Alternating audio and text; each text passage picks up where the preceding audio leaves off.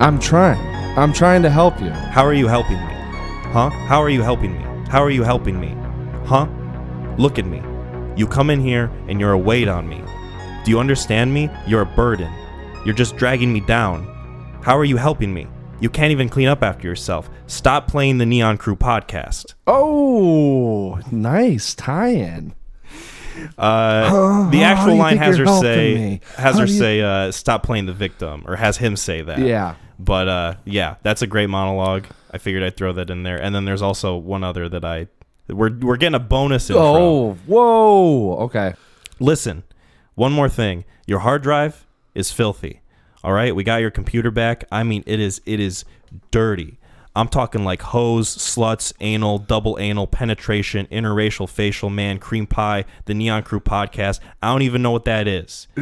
Do you think it was your intern? And then there's obviously the easy one where there's only a few things in this life I care about. My gym, my bod, my pad, my ride, my boys, my girls, my church, my porn, and my Neon Crew podcast. Yes. Yes. Yes. Some of those things might have been a little out of order, but you get the general spirit of it, right? Yeah. Like, you get the gist of They are about the Neon Crew. Exactly, right? Yeah.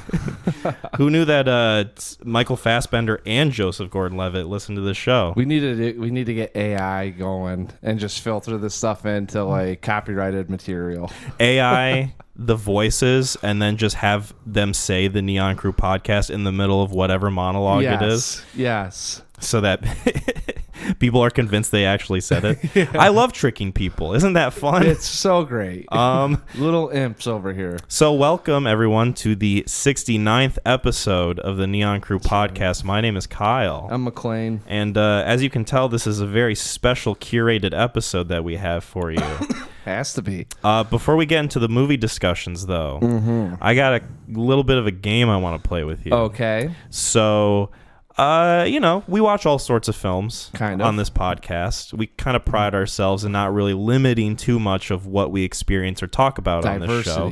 So that means, we'll usually watch films of a more mature ilk. NC-17. Oftentimes, not super often, kind of rare, but often enough to where we talk about a myriad of films that show a level of nudity. And... I want to play this game with you called Dick Sightings. Oh, okay. Where I have curated a list of all the movies that we've officially discussed on this podcast. Okay. That feature full view, full frontal male nudity of at least the penis, if not both dick and balls. All right. All flaccid. So there are 14 if you're not including... the movie that we're going to discuss today, Shame. So there's 14 films that we've officially discussed over the course of this podcast that show dick. Okay. And I want you to try to guess at least 5 of them off the top of your head. No chance. No chance? Well, yeah, there's no... I can't... I told Jasmine this. I said, anytime I get put on to use your memory... I can go into a story or I can have an association that will bring me back 20 years. You tell me to come up with something on the spot, I get a rush of ideas that run through my head and they try to cram through a doorway and get stuck. So Shame is one. Sure, we'll count that as one since this is kind of a hard game, pun intended. Am I allowed to look at Spotify here? I can't think of... I can give you some hints. Well, I bet you if you name the movies, I could tell you at what point you can tell me like where the dick appears. I would imagine Beau is Afraid. Beau is Afraid is one of them. Yep. So yeah, we can just do that then. All right. So Chopper, that's the first one. Bar. Yep. He pulls his dick out at the bar. Yep.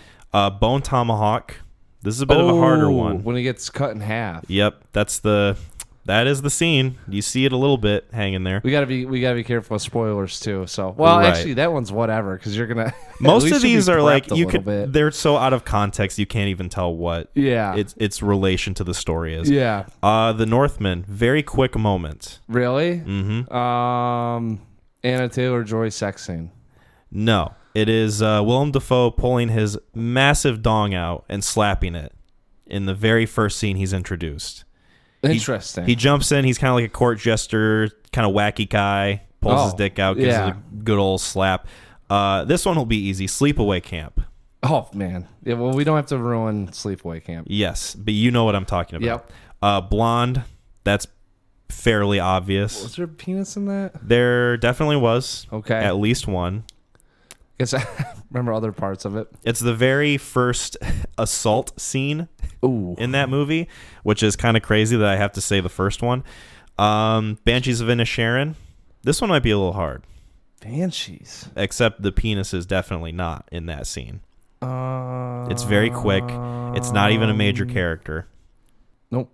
It is the scene where they go to Barry Keoghan's house and his dad is asleep. Oh, drunk. yeah. He's sitting there naked. Yep.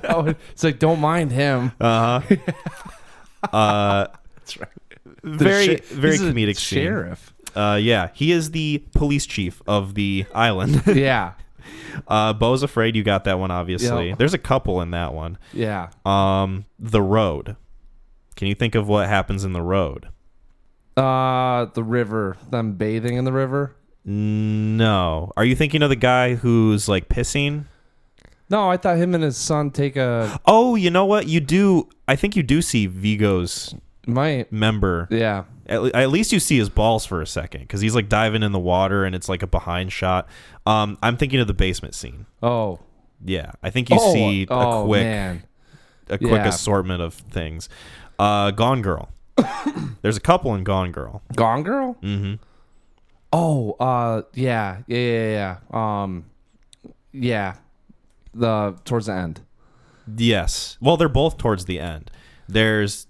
Well, I don't want to give it... Let's not spoil it. There's a shower scene, too. Yep. And then there's the other scene. Rare Exports, A Christmas Tale, that's pretty... Oh, that is obvious assortment. Yeah, that's just various naked men. Yep.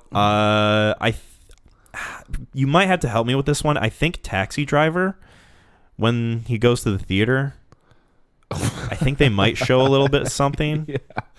Yeah, with the weird French film. Yeah, that I thought it was completely appropriate to take that girl to. Yeah, I think that's where that is. May December. Oh, pretty recent one, so you might remember that one. Yeah. Towards the end. Yep. Infinity Pool. Yep.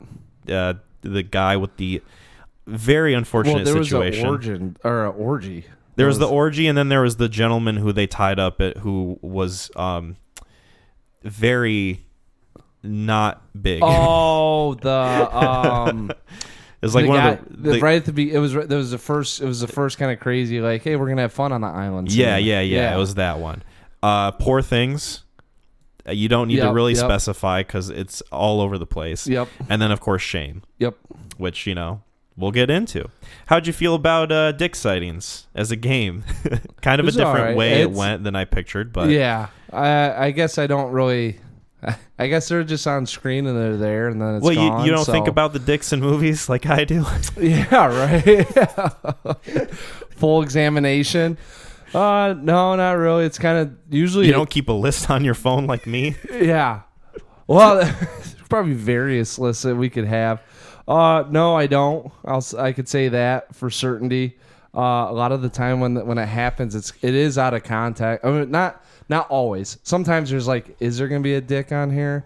And then sometimes it's out of context. Yeah. Yeah. Do you hear that low? I hear like the fart sound. Yeah. It's been a while since it's been a long time. It was since like the other house. Yeah, since like one of the few first episodes we did. Yep. That fart sound has. You would always hear it, and I could never hear it because my button didn't work. Yeah, but now you can hear it. I just heard it. Yeah. Yeah. Well, I guess I thought you were ripping ass. I was not through the mic.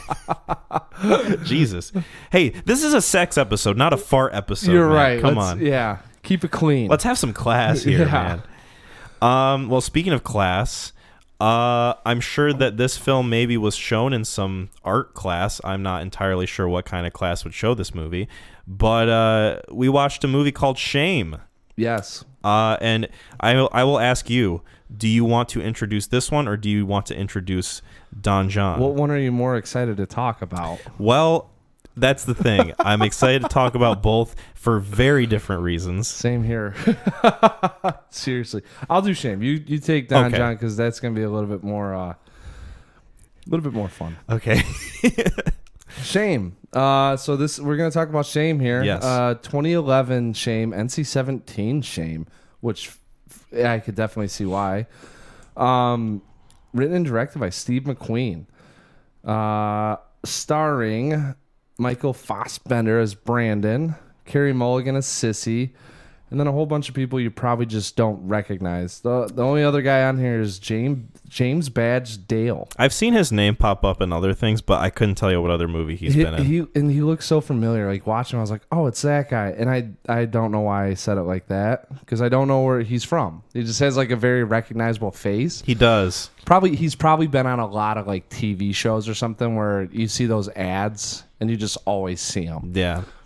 For like a commercial for like a shitty sci-fi CW show or something. Yeah, and you've probably seen it like 7 or 8 times, all of 30 seconds, and he's like the lead on it. Mm-hmm. So Shame is about a sex addict in Brandon and begins off on a subway, if I remember right. Mm-hmm. And we go through and we already get the inclination that he's a little bit a predator on the trail as he tries to swoon a married lady just with looks and posture. He's definitely eye fucking her the entire time.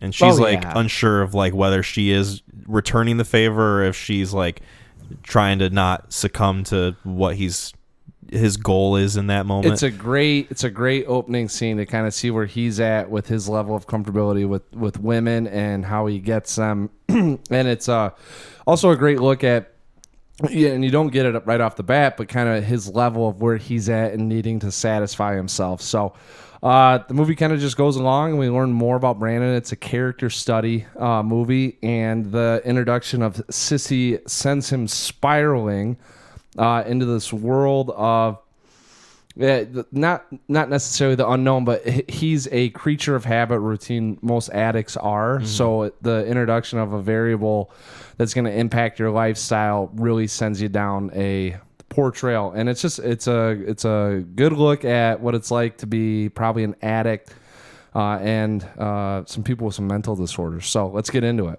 Yeah. I recommended this movie, obviously, because episode 69, I figured I had to recommend something related to sex or... And we don't get any 69 in the movie. Neither movie, I don't think. Not to spoil anything for Don Jon, but, Not to spoil anything. Yeah, in case people were... Not like he spoils anything. Raving about that movie, yeah. It's not like he spells the whole thing out for you via narration. This movie, I recommended also just because I think it would be fascinating to discuss, because it is, in my mind, sort of the prime example of looking at this issue in one of the more nuanced, kind of artful, tasteful ways possible. Realistic. Whilst, not hiding anything, not holding anything back. You watch this movie and it's very raw, forgive the pun. Yeah. In the way it portrays Brandon's struggle with his sex addiction, and it kind of portrays it in a way that I don't think many people think about, in that, like, there's people who watch porn, there's people who have sex all the time. It's like people don't really necessarily view that as much of a problem as, say, like heroin or alcoholism, but it does affect people in this way. Addiction is addiction, and it really doesn't care who you are or where you are in life. As long as you're susceptible to that sort of thing and it spirals your life out of control, it really is kind of a disease. And I like the way that this movie portrays it, because it takes this character, Brandon, played by Michael Fassbender, who, for all intents and purposes, other than his addiction, has a pretty decent, well-structured life. Like, he's got a good job. He's got a good apartment. He works out. Clean, he's in good shape. He's at the top of his game. He takes pride in keeping his place orderly, and he is actually charming when it comes to talking to not only his coworkers, but like just people that he randomly meets, like the girls at the bar or whatever. Like, he seems for the most part well adjusted, except for this thing. And then when his sister's introduced and it kind of spirals him out of control, you really do get like a great sense of like how big of an issue this is in his life. For forgive the pun, big, because you see his dick and it's No, I was not just small. thinking about by the end of the thing. There's a couple things that happen that really that's when the weight of what he's going through hits you. It's a very Quite literally. it's a great given the context of the film, it's a great climax to a film because There's going to be a lot of unintentional puns in this I discussion. don't know if we have to announce all of them. We either. don't. This can be the last one. This can be the last one I telegraph. I Yeah, promise. I was about to say you're really leaning into it. Yeah, a little too much. Spoilers for Shame. Yes. So, because I'm sure that we're gonna want to talk about this whole film. This is a very well written, well directed, well acted film. It's just a really good film. Absolutely. But yeah, I've been talking quite a bit. Obviously, I really like this movie. This is one of the better depictions I've seen about like not only this subject but like addiction in general, and it's just a really no holds barred character study of someone with addiction. So I want to hear your thoughts now. No, too. that's exactly what I thought. I mean, I saw this thing probably in 2012, 2013. I mean, like right when it kind of came out, and it was before I was big into like taking the movie for what it was going for. It was a lot of like Fassbender's in it. McClain directed it. It's gonna have tits in it. Like awesome. Hell yeah, brother. Exactly. Like let's roll. And then it's the first time I saw it, I was like, this is not what I was kind of expecting. There's some jarring moments in it, and it's just kind of like oh whatever. Like he's got a problem. And then I watched it this time, and I was like, man, it's fantastic that the journey that he takes you along to, because he throws in little nuggets of here and there about he's kind of got some issues going on. Oh yeah.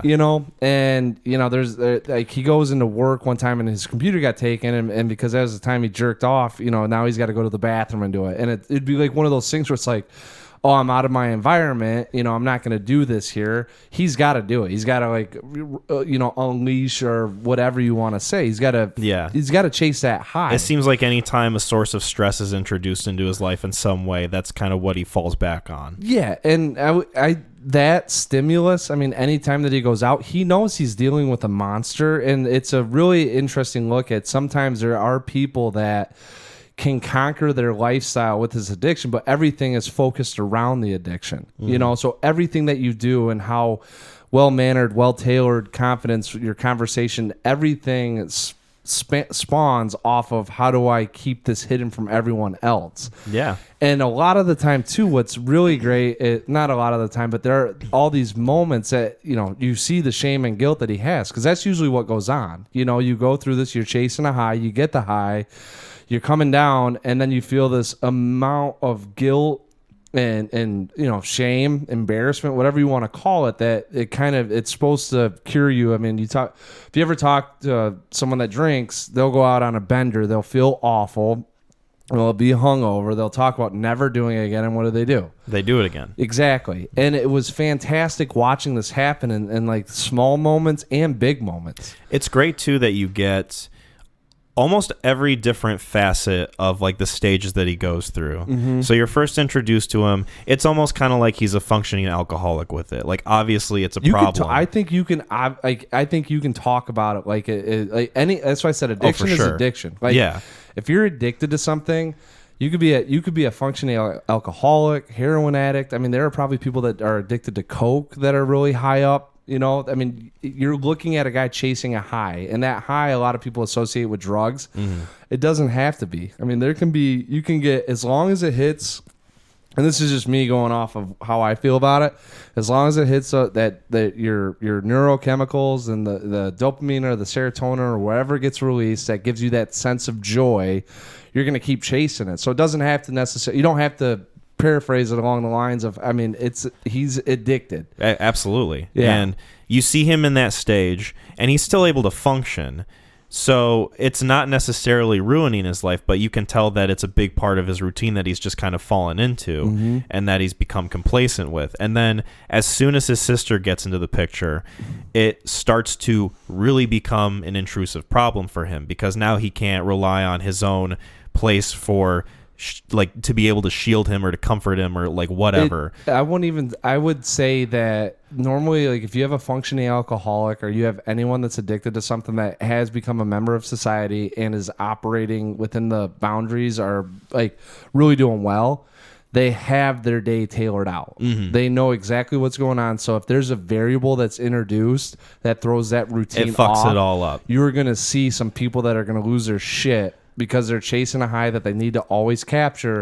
And now all of a sudden he can't. So he's itching every which way that he's going once Sissy gets introduced, because now you're seeing him go out of his realm. Yeah, so you see bouts of him like falling a little bit further into it. You see bouts of him where like you think he's trying to get better, where he like throws his laptop out and like all his nudie mags. Bags of fucking porn. He had so much porn. It was absurd. Dude, 3 trash bags. Those are 10 gallons. That's 30 gallons of porn. Right, which it's a great way to indicate to you like, oh, this isn't something that he like just started struggling with at the beginning of the movie. Like this has been going on for like years, if not decades at this point. It's paper material. Only perpetuated, by the existence of the internet and how easy it is to access it. Plus, I like the fact that this is set in New York City too, because it's super believable that he would just keep running into all these different women all the time and like sleeping with them. He's just finding call girls, right? Escorts. And like having access to that sort of thing, where like you wouldn't necessarily believe that if this was set in like West Michigan or like fucking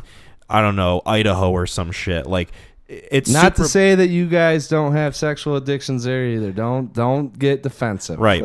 Porn is all reaching. Don't get me wrong.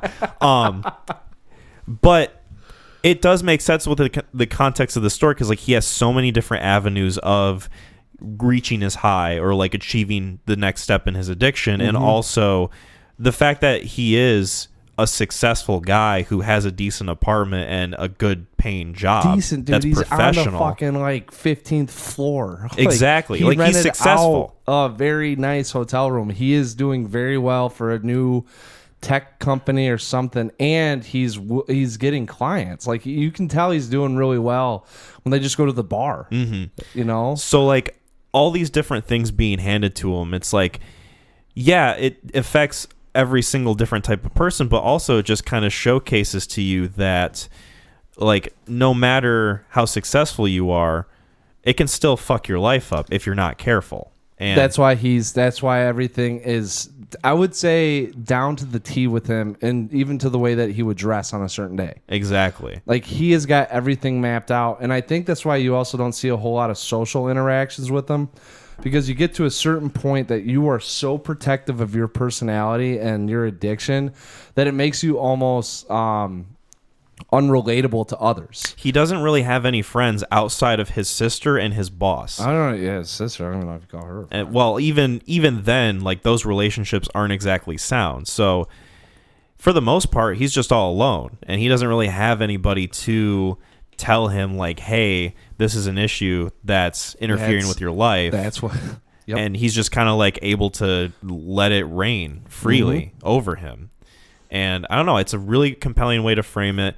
And I also love the way that this movie, in juxtaposition to Don Jon, which we'll talk about later, this movie does such a good job of framing the intimate scenes in a way that doesn't feel sexy. It doesn't feel like you're watching something that is going to get you off. You're watching something that is, for all intents and purposes, the same level as like watching Jared Leto shoot up in Requiem for a Dream. Like this is a guy who is like deep in his addiction, and when you watch him like have sex with a hooker or like do all these different sexual things, it's like this isn't a turn on. This is depressing. This is sad.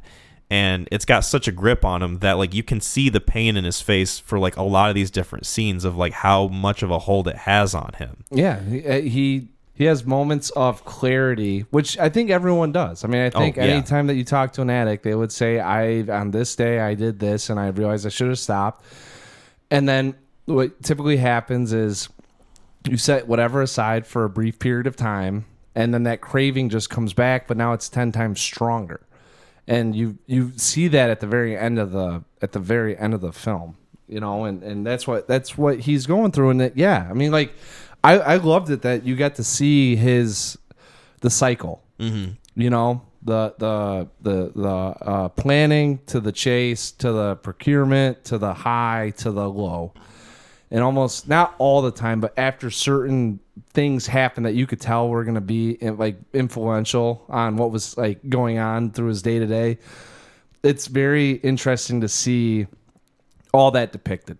Well, you also get to see like the different sides of him too, personality wise, because you know, as much as he's steeped in his addiction and how horny he is 24/7, he's actually a pretty charming dude. And you get that sense when, like, the first scene, they're out drinking and his boss is like hitting on those girls at the bar, specifically the blonde one. And Fassbender comes up and he's super cool and collected. Yeah, but it makes you wonder, is he charming or is he a predator? Well, that's the thing too. I think you see both sides of it, because you see the side of him where like he's talking to that girl and it's very casual, and then he's also going on the date with his coworker where like they're very personable. It's a little bit awkward, but you're watching something that feels like how an actual first date like that would go. And there's a little bit of playfulness there between the two of them. I don't think he was. So it's funny because that came up and I had not even thought about what was going on the first time. Anytime, I got to imagine the reason why it's also so hard for him is because he is, for what we have to assume, he enjoys what he's doing. He's obviously getting a high, but he also has this other side where if he makes a real emotional connection, he's not fucking for 20 minutes. It's not 30 minutes. I mean, you saw what happened with that girl. I mean, as soon as he started feeling like actually an emotional connection, he comes, it's over, and he's embarrassed. He doesn't know what to say. He's not used to it. Is he premature? I took that scene as like he couldn't get hard. I mean, it's not super important because it's essentially the same effect, right? I think either way, I think what was happening was that he established something, and that relationship right there was to show us that anytime that he actually develops feelings for someone, he can't perform the way that he wants to, and it leads to that. And he can't go out and say, "Hey, let's go on a second date. I'm really good at this." I just performance issue. And so you get to see that, he can't really have that emotional connection with anyone because he can't, for whatever, he can't perform. But then on the flip side, anytime that he can perform, he's doing something, he's just chasing a high that he probably really wants to get rid of it, or tries to. It's almost like the further, and this is definitely supported too by what happens later in the movie, it almost seems like the further he degrades himself, the more he can like get off from it. Because that's an interesting point. After that scene happens, what does he do? He immediately finds a prostitute and bangs her in the same hotel room. And then as the movie further goes along, the more predator-like he kind of becomes, the more effective it is in what he wants to get out of the addiction. So like, not only do you see like the side of him that's like, oh, I'm playful, I'm charming, I can talk to women, but you also see the side of him that's like kind of fucking scary with that scene where he's talking to the girl at the bar, and he's like, her boyfriend's just right over there. That scene, Michael Fassbender's genuinely kind of terrifying, and nothing about that scene tells me that he's a good dude at all. And then when he experiences that lashing out, that like rejection from her boyfriend intervening, it's like, okay, well, I'm just gonna do anything I can do to like get what I want. I took that as a we get to the scene at the bar, and I think he's starting to not maybe understand, but it's finally coming out where he hadn't talked about it to anyone. Yeah, you know what I'm saying? Like that was the first time that he had openly admitted what was going on. And I'm trying to remember what happened right before him going out to the bar. He got into that fight with Sissy. I think it's the scene where they're on the couch, and it's from that monologue that I mentioned earlier. But because then it shows him on the subway, and he's got the bruise, and it's very nonlinear in the way it jumps around, which I really like the way that was framed. By the way, well, he's just going through his thoughts about recollecting what had happened. At least that's how I took it. Yeah, him kind of reflecting on everything that had just occurred, and it's shame. It's what he's got to live with. And he was probably remorseful about it. He's just sitting there. You're stooping in your own self guilt about what you've done, especially what he did. Not to say there's anything wrong with that. Not my cup of tea. Right, but it just kind of shows you that he's willing to go to depths that he had never gone before in order to achieve what he wanted. It's a high. Yeah. He's got to get a high. I mean, that's what you talk to alcoholics. They'll tell you that if they got the shakes or something, they'll drink like alcohol, like rubbing alcohol. Yeah. Because it's got alcohol in it. Like, it's one of those things where it's so hard to talk about addiction because it's like one of the things where you can clearly see it, but you can't associate, or you can't gain that true perspective because you've never had that itch so bad that you were going to drink rubbing alcohol or sniff glue or eat whatever just so you could feel a little bit of that pleasure for just a couple minutes. And that's where ultimately he gets to by when he goes to the gay bar, you know, is that he's got to feed it. Yeah. You know, and that's got to do whatever it takes. Yeah, and I think and that's why I thought that scene was so interesting, because this is the first time he had owned up to it, and he played into what he does and who he is. Then he gets the shit beat out of him, and he's like, well, I can't get it there. You know, and so now he's like, I mean, like in Requiem for a Dream, I mean, now we're just scoring bags wherever. And you get to that really, the pinnacle moment. Like I said, the climax of the film is like, whoa.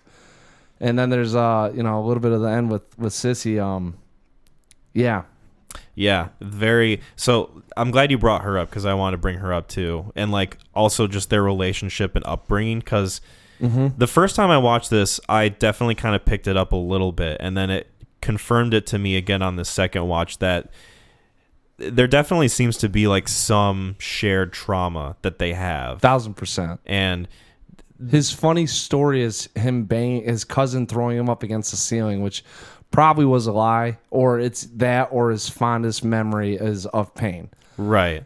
So you can tell that they both had like a rough upbringing, very traumatic, probably sexually. I mean, they don't really outright tell you, but you can kind of infer just based on like their relationship and how like they're almost kind of codependent on each other, especially Sissy towards Brandon, where like she really can't do anything without anybody. It's almost kind of the inverse, where like she can't really live without depending on anybody else, and then he wants nothing more than to just be on his own and to kind of like control his own life just by himself. He doesn't need her. He's got no right. If anything, she's a nuisance to him, and what happens is, because he's formulated this very particular routine of how he operates day to day to make sure that no one catches him in what he's doing. Having her involved just fucking throws it out the window. Absolutely. And with her, from what I read, and it wasn't intended in the script, but you can make a argument that she's got borderline personality disorder. 100%. And she is very codependent. I mean, she's codependent on anyone. She has attachment issues. Yeah. His boss and like her previous boyfriend or husband or whoever it was that she's on the phone with at the beginning. Yep. Like clearly huge attachment issues that stem from some sort of traumatic past. Exactly. I'm at 100%. And that's why I liked watching it the second time. The first time I saw it, I thought they had like a sexual relationship and she had caused all these problems. It's very unusually casual in the way they like look at themselves and like, I don't know, just approach any problem between the two of them. Like they're very like upfront and honest, almost to a fault. And it makes you wonder how close they were and what had. It definitely makes you think what happened. I mean, was there obviously there's some sort of traumatic events that had happened. You have to assume, because it's not to say all sex addicts come from like horrible events in their lives. I mean, people can just get addicted because you watched too much porn when you were whatever age, and it just stemmed. Right. From this, though, from some of their talks, because I know that he talks about their upbringing. He says you have to forget about what had happened, and when we were growing up, that doesn't make us who we are, or something like that. There was some line of dialogue about them growing up a little bit that would make you believe that something happened in their upbringing. Yeah. I think she has a line, and I'm probably paraphrasing it, but it's something along the lines of, we're not bad people. We've just had bad things happen. Yes. I think that's kind of, that's got to be it. It's something along those lines. I can't remember it off the top of my head.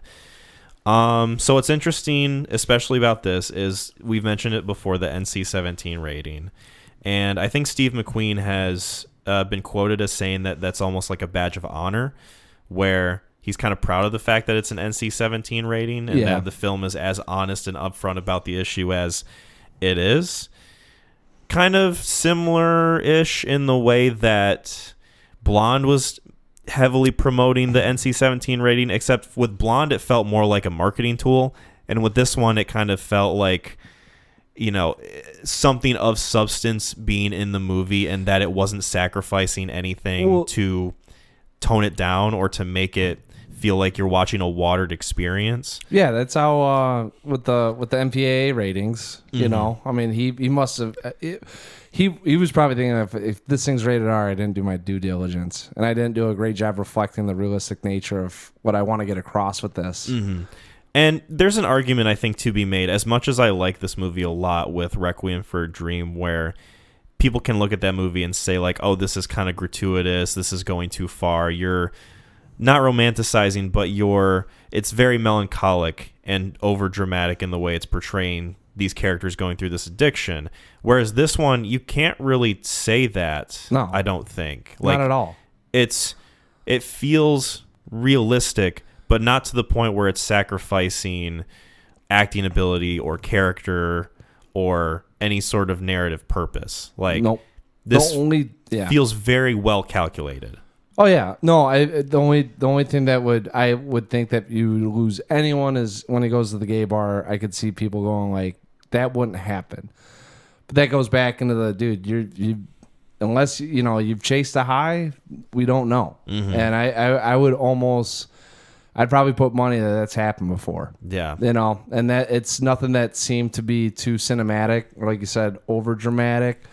To the point to gain a gasp from the audience or man, like he's really sunk. I mean, it's kind of like it was a realistic look and they weren't over gratuitous what was happening. For sure. Gave you just enough to say this is what he's going through. And then it kind of, goes back to the subway. And also we're going through his thoughts and recollection on it. So he might not even want to remember that. Mm-hmm. Who knows? I love just a lot of the technical elements of this movie too. Like, obviously I love a lot of the acting and the story of where it goes and like how much of a character study it is. I don't think it would have worked nearly as well as if this movie wasn't as like technically competent as it is. He hangs on a lot of shots. There's a lot of lingering, and you're just watching scenes where like Carey Mulligan is singing and it's just not cutting away from her for like a solid minute and a half, or like him jogging through the street, or like all these different things going on where it just hangs there. The singing scene was done in one take. I want to say they did it at 3 a.m. in incredible. A bar. That is amazing. They hadn't heard, so Fassbender and the other dude hadn't heard her sing. She did that lot, like she did it herself too. So it wasn't like, so they didn't even know that she could sing. Yeah. So like those emotions of what you're seeing is like actually the in depiction of what they were experiencing. That makes me love that scene even more. And it's one of the scenes in the movie that is the most memorable to me throughout. Yeah.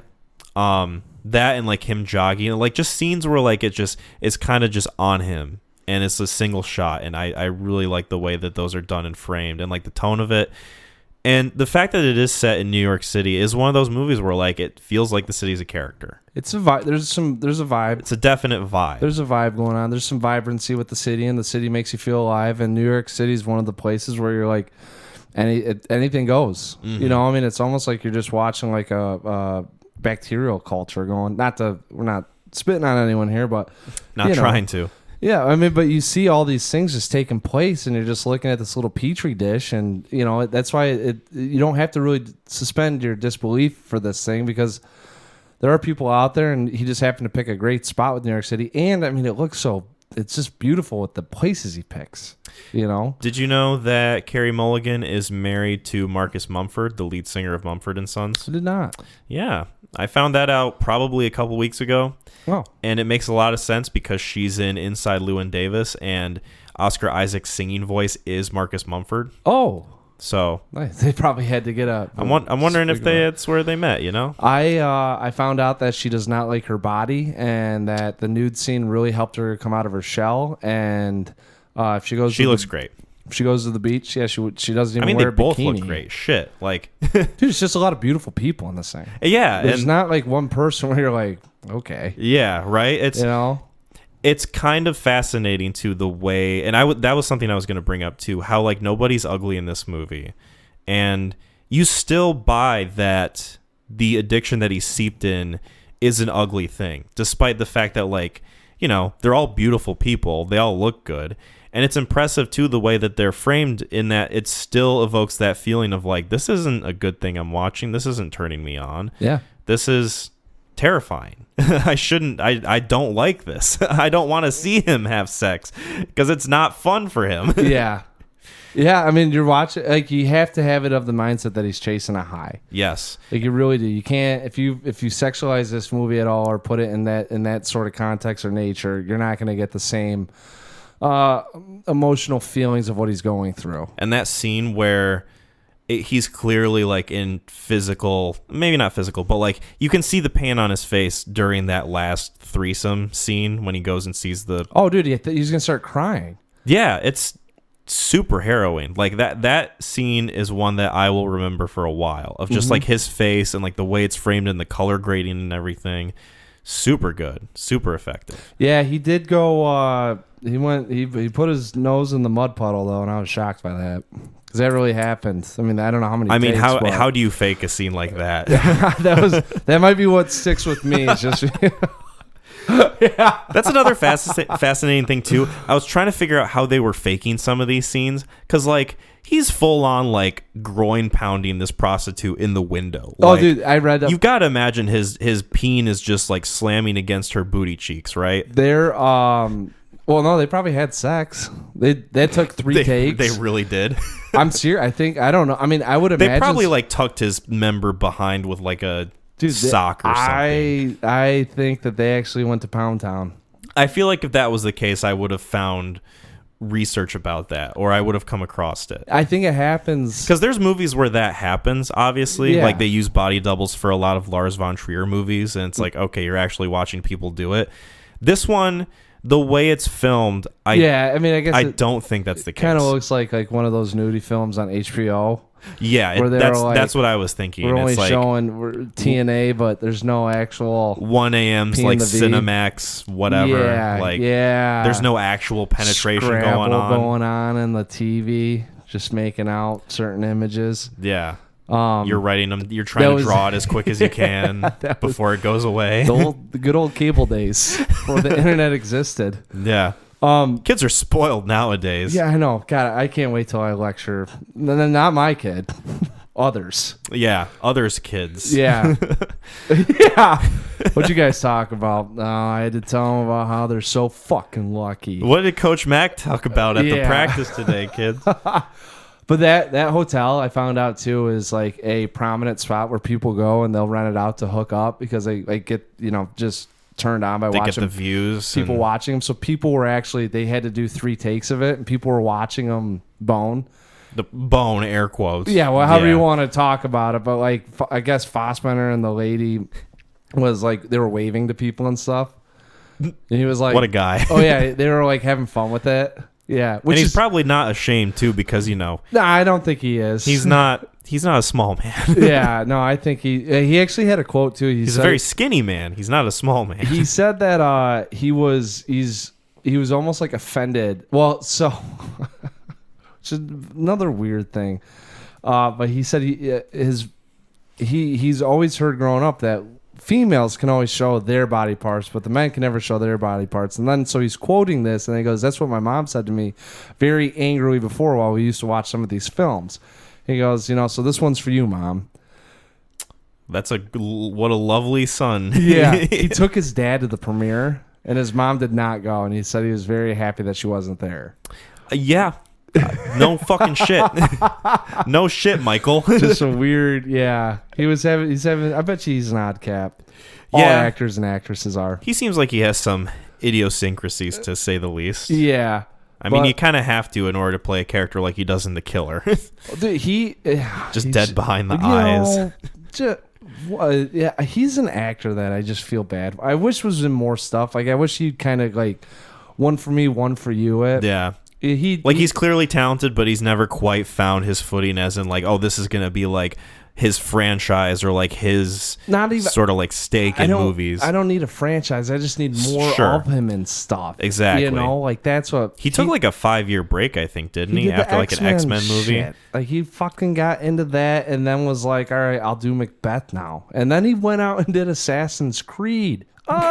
Which I think, from what I hear, he was heavily involved in like the direction of that movie and how it was made, and like I'm sure all these fucking guys want to become directors. Oh, I think he also just wanted his name on like something kind of big, so then maybe people would be like, have more eyes on him. Yeah, it was like one of the summer releases of like, check this out. That thing is straight to DVD. I haven't seen it. I haven't either. Maybe recommendation. Yeah, okay. Trying to watch good films on here, Kyle. Hey, sometimes we gotta spice it up, baby. Yeah.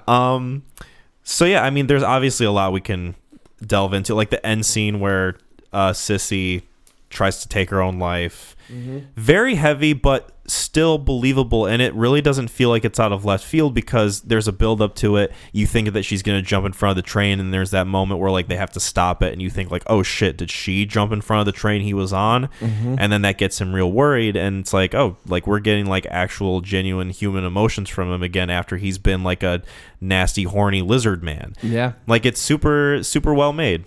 Yeah, it is. It's fantastic. My favorite scene's the restaurant scene on the date. I thought that was funny. Oh, that is a great scene. The waiter keeps butting in, and right, and he's building up this stuff, but it's the first time that you actually see him off his game because he's not. Everything had been tailored to what he wanted to do. Mm-hmm. So when he's in the moment with this gal and the waiter comes in, it's just like, did you say you wanted the Pinot Noir and all that shit? And he's like getting like, yeah, great. Like, yeah, thanks. You can clearly see on Michael Fassbender's face that like he just wants this waiter to go away. Yeah. But he just keeps coming in, but he's too polite in that moment, so like he can't exactly tell him to fuck off. Yeah. So that was my favorite scene. That their relationship was and I think it's because it's like the one piece of levity in the film. It's too. like the very few moments where like you think he's actually like maybe on the upswing. I'm pretty sure he is because you get to the scene where he can't hook up with the girl and you understand that this is the crux that he bears, is that if I want to have sex, I have to be totally detached and just chasing, the next high. And if I do get attached or I have some sort of like emotional connection with someone, this is what I get. And not to get too far off the waiter thing, because he had a line that I really cracked up at where he said something like, yeah, try our seafood special. It's very flaky and comes very flaky. Like, he just says the same fucking word. It wasn't that exactly, but it was something like that. It was the white wine. He said something about the white wine. It's the white wine, but I thought it was funny because I took that there was an African American girl there that he goes, it's light and it's very light. Yeah. Yeah, and it was like, and I'm like, oh, like we have a nice light wine that's very light. Yeah. Yeah. It's like, this guy's so fucking, I love him. Great. I love this guy. Dude, every time he just goes, great. Uh-huh. I was like, that's him like, go the fuck on, You get dude. the sense that like the waiter's kind of scared of Michael Fassbender. It's like, it's a little I just awkward and... It probably was like they probably shot it at a real restaurant with a real waiter, and that guy was like genuinely nervous. Yeah, it's like, oh fuck, I'm talking to Michael Fassbender. I just saw him bang this broad in the window like 2 scenes ago. He was waving at me. I wonder if he recognizes me. I saw your cock. Very nice. Yeah. Very impressive. He was that scene that's one of my and then when they're walking in the street. Yeah, it gives you the sense that. Yeah, like I guess there's a humanity to this guy. When he's on the up and up, it's like, oh, maybe this gal will help him kick it. And like you're easily able to like care about him and like you want him to succeed. You want him to get out of it. I was on board with him succeeding when he gets in the subway. Like when that thing popped on, he stood up right behind this girl. I was like, I don't know where we're going with this. He's like borderline Joe Biden sniffing her the entire time. It was, yeah. That was oh my God. And then he's like chasing her. And then the ending, very predatory. And it's a great ending too because you get the same thing. She stands up, has the ring. You know that she's married. And it's the same. Is she in it for the kicks? Is she making me chase the? She's like the purple dragon, which is probably why she's in white the purple. rabbit. Yeah. At the beginning. Yeah, exactly. Hey, come on, let's go, giddy up. This might be the catalyst that like pushes you back into it, but you don't. It's such a great like. It just ends with him staring at the hand. I love that it just cuts. Yeah, it's perfect and then it's like that's his life. I mean, the movie could just restart over again with her doing that, and it's right back into the same events, or maybe he learns from it, refuses it, I don't know if he gets does. better. But that's the thing, you don't know. No, I don't. I think that him crying like at the very end with him like doing the is like I'm a monster and I can't shed this skin. Mm-hmm. A scene that could have easily been bad and cheesy, but I think he pulls it off. It's well done. The whole movie's well done. The whole movie's very well done. There's nothing in this thing where I was like, oh, that's acting, or he's the moments that it lingers on him. The reason why I love it so much is because as an audience member, it's what's he gonna do? We don't know. We know very little about him. His background is the only thing we know is that he wants sex. Mm-hmm. So everything as a motive standpoint that we're watching him do is from that standpoint of he's chasing it. So it's almost like a cheetah that sees something out in the field. It's like, does he get the energy to go get that sucker? Like that jackrabbit's quick, or like there's the gazelle. Like, did he see the gazelle? Does he want the gazelle? He's just gonna play with the gazelle. Maybe he wants to go for next time. What's he gonna do? But all we know is that that's all he wants. And it's like he's like looking at it's like, well, what fun will I get out of this? Maybe he doesn't even want to have sex with that girl. Maybe he just wants the thrill of the rush, and he could like walk up, smell her neck, and walk away, and then go jerk off again. Like, we don't know. You have no clue. And that's why when it hangs in those moments, it's just like, what is he like? Where's he going? What's he thinking about? Like, is he gonna do this? Is he gonna? And then the way that he can act with his eyes. It's super impressive. So good. And that's why he's so creepy in the bar, because the whole time he looks so relaxed in the film. And then when we get to the bar, he gets his really like Fassbender smile going. He becomes real lizard-like. He's got the grin. And it's like the lighting in the thing is perfect. So it's like kind of shadow dropping. And it's just, he's got that very like maniacal, like, dude, he's got some bad ideas cooked up. Mm-hmm. Like when I say bad, I mean bad. Yeah. No, super great. I think that's a pretty good place to end the discussion, unless there was another thing you had. No, this thing could go. I mean, this is a great character study and a look at real life diseases. I mean, because you could even Sissy's just an ancillary character in this thing, but you could easily take her character, her arc, right, and see that she's probably going to go through that. She's gone through that phase before. Mm-hmm. Like that's just another event in their timeline. Yeah, and they're both sitting there probably wondering like. I think that's when she says that we're not bad people. We've just had bad things happen to us. And it's almost like, is that a cop out? Is that like justifying what we're doing? Right. Or is that a realistic? Is this an excuse? Or is it a look at, hey, like we need to figure things out, What would you rate it? I had this as an 8 out of 10. I bumped it up to a 9. This is a high 9 for me. It's one of the films I wish I could own, but I feel like I can't. You can own it, just maybe lock it away. Yeah. Until your kids move out. Like I told Jasmine too, I go, this isn't like a really dirty look at anything. I mean, it's it's almost like if you were watching like War, and I don't know if Come and See would play in it, but like, All Quiet on the Western Front, like some of those like really raw, gritty looks at a real life event. It's just hard to watch. Yeah, I don't know. Maybe it's because I didn't think that this was like that. It wasn't like too tragic for me. It's more challenging than like your typical movie you'd see in theaters, or like you got to have an open mind to what you're watching. Exactly. If you don't have an open mind to watching this thing, yes, it will be tough to watch. If you have an open mind, this is a very realistic look at things that happen to people daily. Yeah, and it's one of those things where it's kind of like, I'm glad I have a greater perspective on this. I can't understand it, but it definitely helps out to see that this is a challenge. I am pretty much in the same opinion. Same exact boat I was in the first time I watched it. This is a very high 9 out of 10 for me as good. Well. Super impressive filmmaking, acting. I think pretty much everything comes together super nicely, and I don't really have too much in the way of complaints. I'm not entirely sure why I would have this not be a 10, because there's really not much in the way of like criticism I can think of this movie. It's just one of those where like I don't feel as attached to it to something that I would give a 10.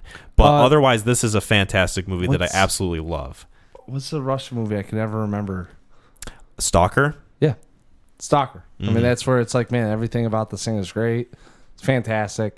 It's just rewatchability, I think, plays into effect with this. And maybe that's what it is. And I always think that rewatchability it's a star in and of itself of, can I put this back on? And I think this is like a very heavy meal that you're like, we make, semi-annually, because I know it's just going to knock me out. It's a movie that asks a lot of you when you watch it. Did you say ass a lot of you?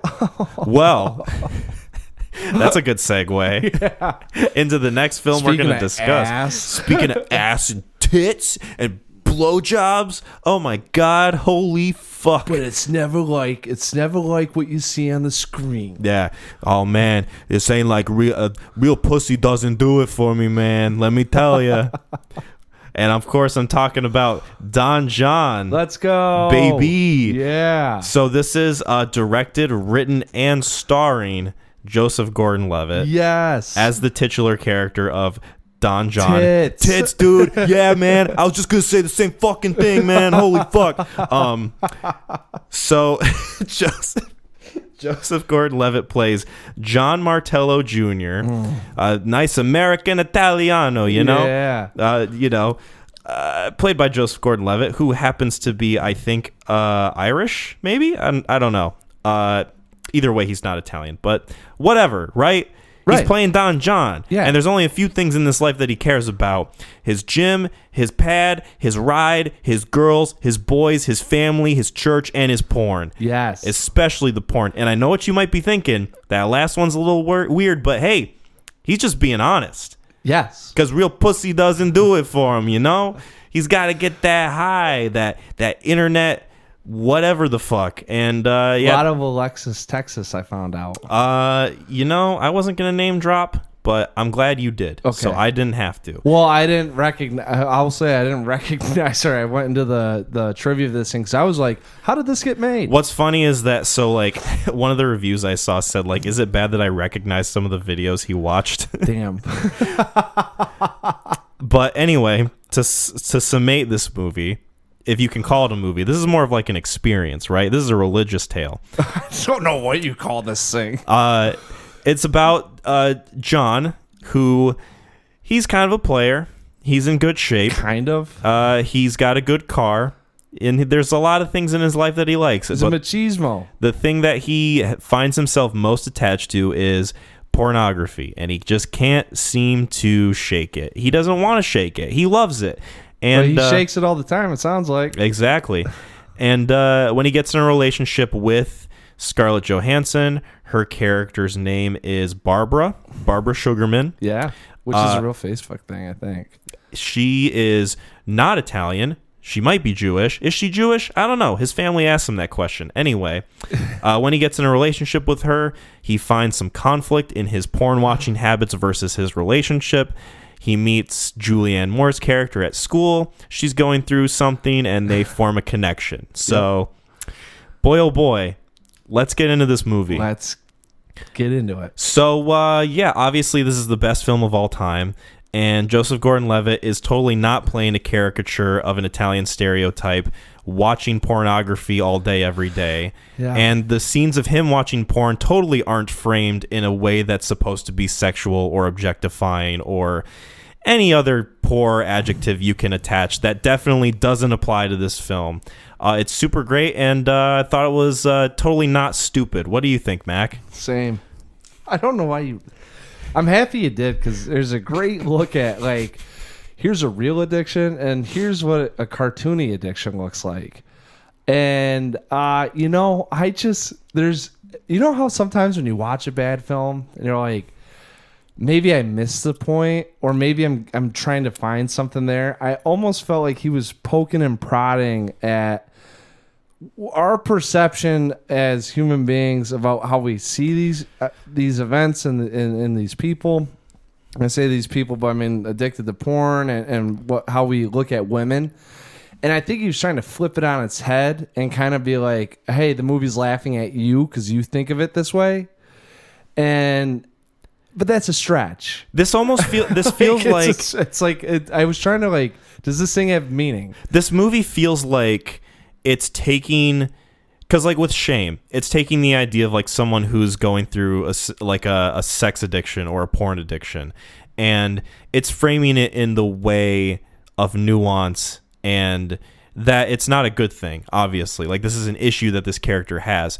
This movie is kind of saying like, hey, what if we take this same kind of issue and apply it to this character and make you think that we think it's a joke? Like, isn't it kind of funny how this guy just can't stop watching porn? Isn't that for laughs and goofs and gaffs? And it's like, I don't know, man. It's kind of weird. That's what I'm saying. Like, that's why I'm like, I don't know if the movie's trying to laugh at us or not, because there's a couple things in here where it's like, I can't tell if he's just first time really shitty director or if it's intentional.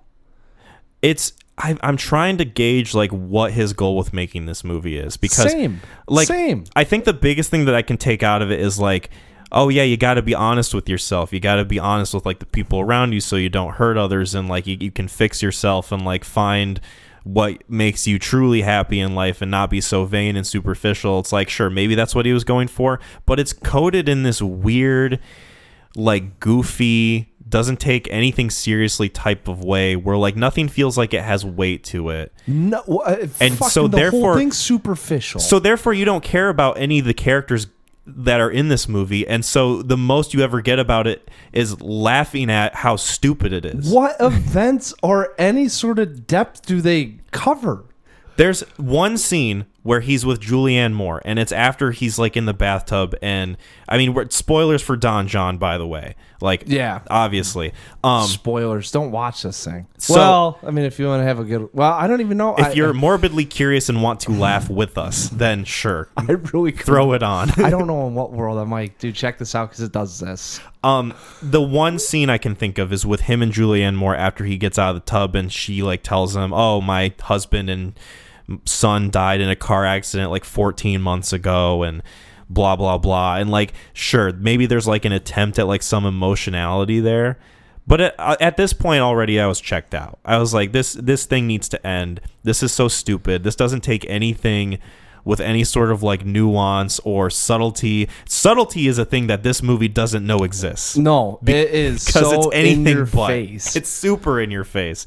Like the whole time, Joseph Gordon-Levitt's walking around like he's got the biggest dick in the world with like his weird muscles in his tank top, and he's going, "Hey, you know, this girl's got a nice ass, but her tits are like a 4. You know, like what do you mean? Give me the gabagool." Like I felt like he was like mocking that sort of lifestyle too in this thing. And it's just really hard to say. His thought of Italian man is slicked back hair, tank top, and really strong American Italian accent. The way I talked about this, we were going to the Tigers game on Saturday, and I was telling Jasmine what I had to watch, and I said there's a book that came out, and it's called "I Hope They Serve Beer in Hell," and it's about being pretty much like a white male narcissist, take whatever you want, leave everyone entitled. I rule the world, right? And that's kind of like why it's like, hey, if she's ugly, fucking tell her she's ugly. You know? Hey, I'm just being honest. Exactly. And I'm like, I feel like he read this book and was like, I want to make fun of this, but I don't know because this thing is shit. It feels like he's making fun of it, but I don't think he is. That's the hard part, right? I think he's genuinely trying to, because like, do you think some people that I've read that like this film, they say like, "Oh, it's a fun look." And like, there's a critic that I'll pull it up on fucking Wikipedia. They're no longer critics anymore. So there's someone, who the fuck was it? It was it's Roger Ebert. Yeah, that fuck. Odie Henderson, who I think he's like a critic. I don't know what website he is from, but he said this after he watched it at Sundance, and he said Don Jon was a more fun version of the 2011 film Shame. No! Which is... well, I mean, it is more fun, but like... I mean, it's funny. Not in the way that maybe he was hoping for.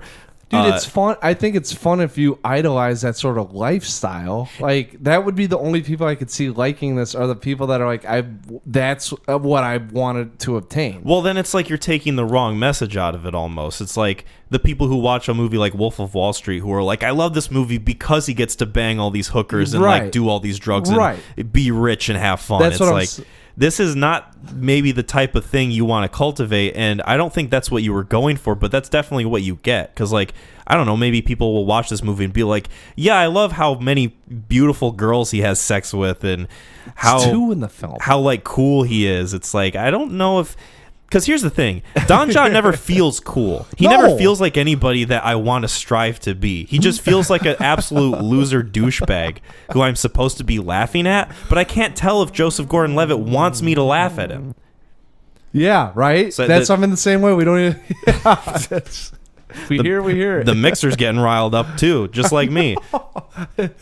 You did drop some serious hand movements here, because I'm with you on the I'm very hand movement right now. Dude, this movie's gotten me handsy. It's baffling. It is fucking baffling. And it's like, I can't... That's, I think, the biggest problem with this thing. And because there's no character depth, and really, like, the only thing that we're gleaning on this is how to formulate or actually what a human connection feels like and how it can actually, like, put you in the right state of mind. Mm-hmm. You know, and like whatever happens with Julianne Moore and their relationship that they develop towards the end, but there's no build up to it. No. You know what I'm saying? Like, that never once is like, oh, I'm so nervous about the relationship with Scarlett Johansson and I'm supposed to, and then Brie Larson comes in and literally has to tell us this is what he's been doing. Brie Larson in the easiest acting gig I've ever seen.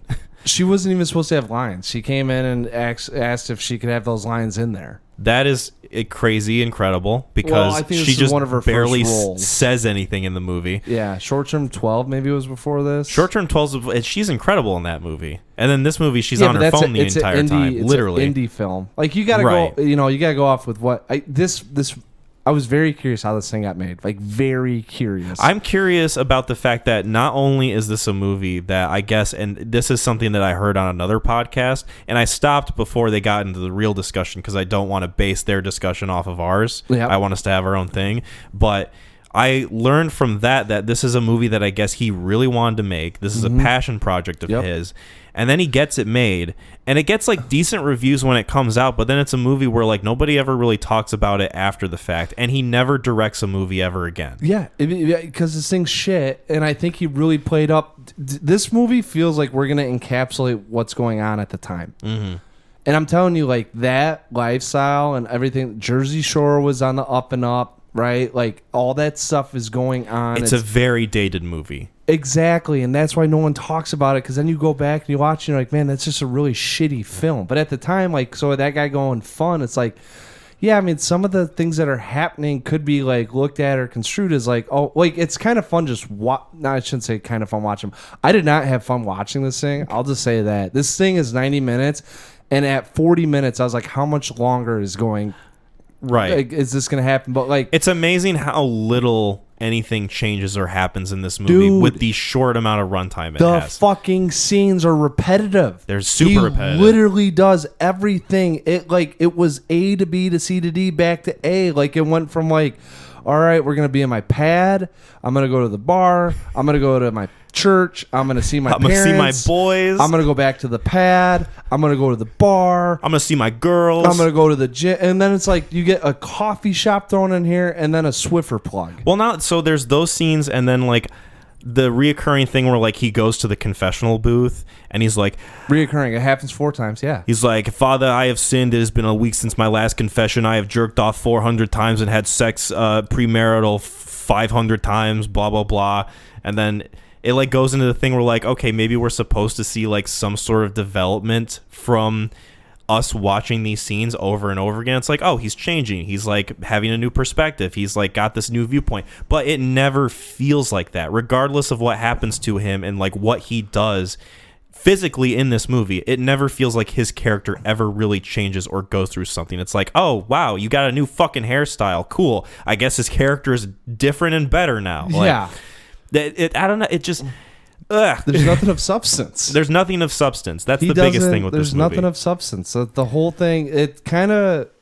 I did like. I will say this, that when he brings ScarJo to the movie, then he talks about how the movies they always play out this way, and he leads you into like it's kind of like foreshadowing, or you could say kind of foreshadowing that he's not going to go that route.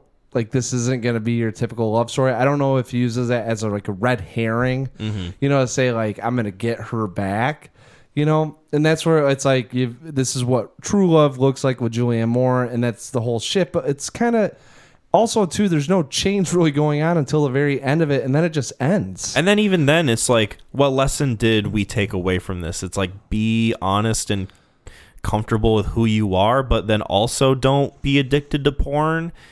Like, it's kind of he goes through weirdly conflicting that way. At the end, I would say that I definitely feel like he's a. So here's the problem that I got with it. Right. At the end, I feel like he's a new person, but it's like a 180. Nothing happens to like. It's a 180 switch. Nothing happens to where it feels like that's earned. It doesn't feel like. The only thing he did was start hooking up with Julianne Moore, and that was it.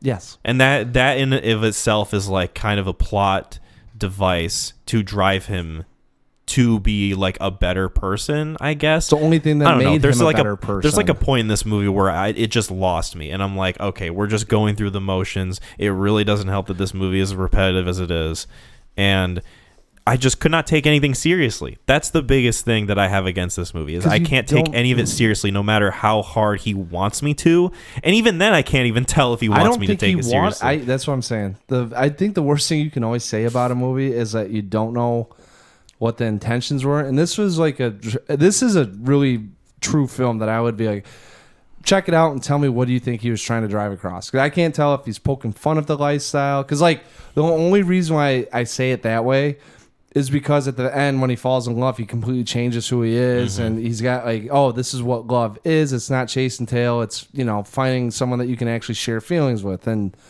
like, okay, like did you need to go through that? Was your lifestyle that bad before? You haven't really led me on to make me think that you care about human connection. And are you saying that you're only addicted to porn because you haven't found a person in your life that has made you've been able to? Dude, this is like one of the, I'm gonna say it right now too, weirdest films where I've been like, this feels like a mom thing, with like a very nurturing, caring person that wants to know more and more about you. And I don't think it helps that if you would have found someone his age, it would have been more of like, okay, this is natural. The whole thing with Julianne Moore is so unnatural. It feels unusual. And I think it is the age thing, but I also think too, like, she just is playing it like a mom. Yes. Because it'd be one thing if she lost her kids. It'd be one thing if she was older, but then she was like playing it like she's kind of like she's stuck in the past. She can't move on from being younger. Like she's kind of immature that way. Yes. But then the fact that they tack on the storyline of like, oh yeah, my husband and kid died in this car accident like over a year ago. It's like, why did you throw that in? Because now she's emotionally scarred and she has like these deep wounds. So are you just filling something for her too? Right. Has she got the same connection that you have? She's obviously kind of finding joy, but is it because you remind her of her kids? It's like he thought that she needs some kind of reason for this to happen. So let's make that reason to be like the strongest, most traumatic thing that I can think of that's realistic or like believable, maybe. I feel like that's genuinely what he did, because otherwise, like, what would her character be? It's like horny older college student lady thing. Like, well, why don't you just make her the wise? See how we keep saying wise old lady and all that shit? Like, all this stuff seems maternal to me, and that's why I was like, oh, okay, I get the relationship. And then I'm thinking like, yeah, but this is kind of weird now. It's like, I don't think you necessarily needed the whole angle of like her having experienced that trauma and like that sense of loss, because you could already get behind her character that like, oh, she's kind of like late in life in terms of like going to school, and like she's maybe a little bit immature. She still smokes weed and like has like this shitty truck and like this small little rinky dink house. Like, she hasn't really like fully realized what she wants in life. Yeah, she's looking for a connection too. She's a single lady that's just never been able to be mature enough about something and needs help kind of like, rekindling some of the past, but still going into the twilight years. Whereas like Joseph Gordon-Levitt, you can meet his character and like he can be framed as someone who like he thinks he knows for sure what he wants in his life, but then he doesn't realize that it's not a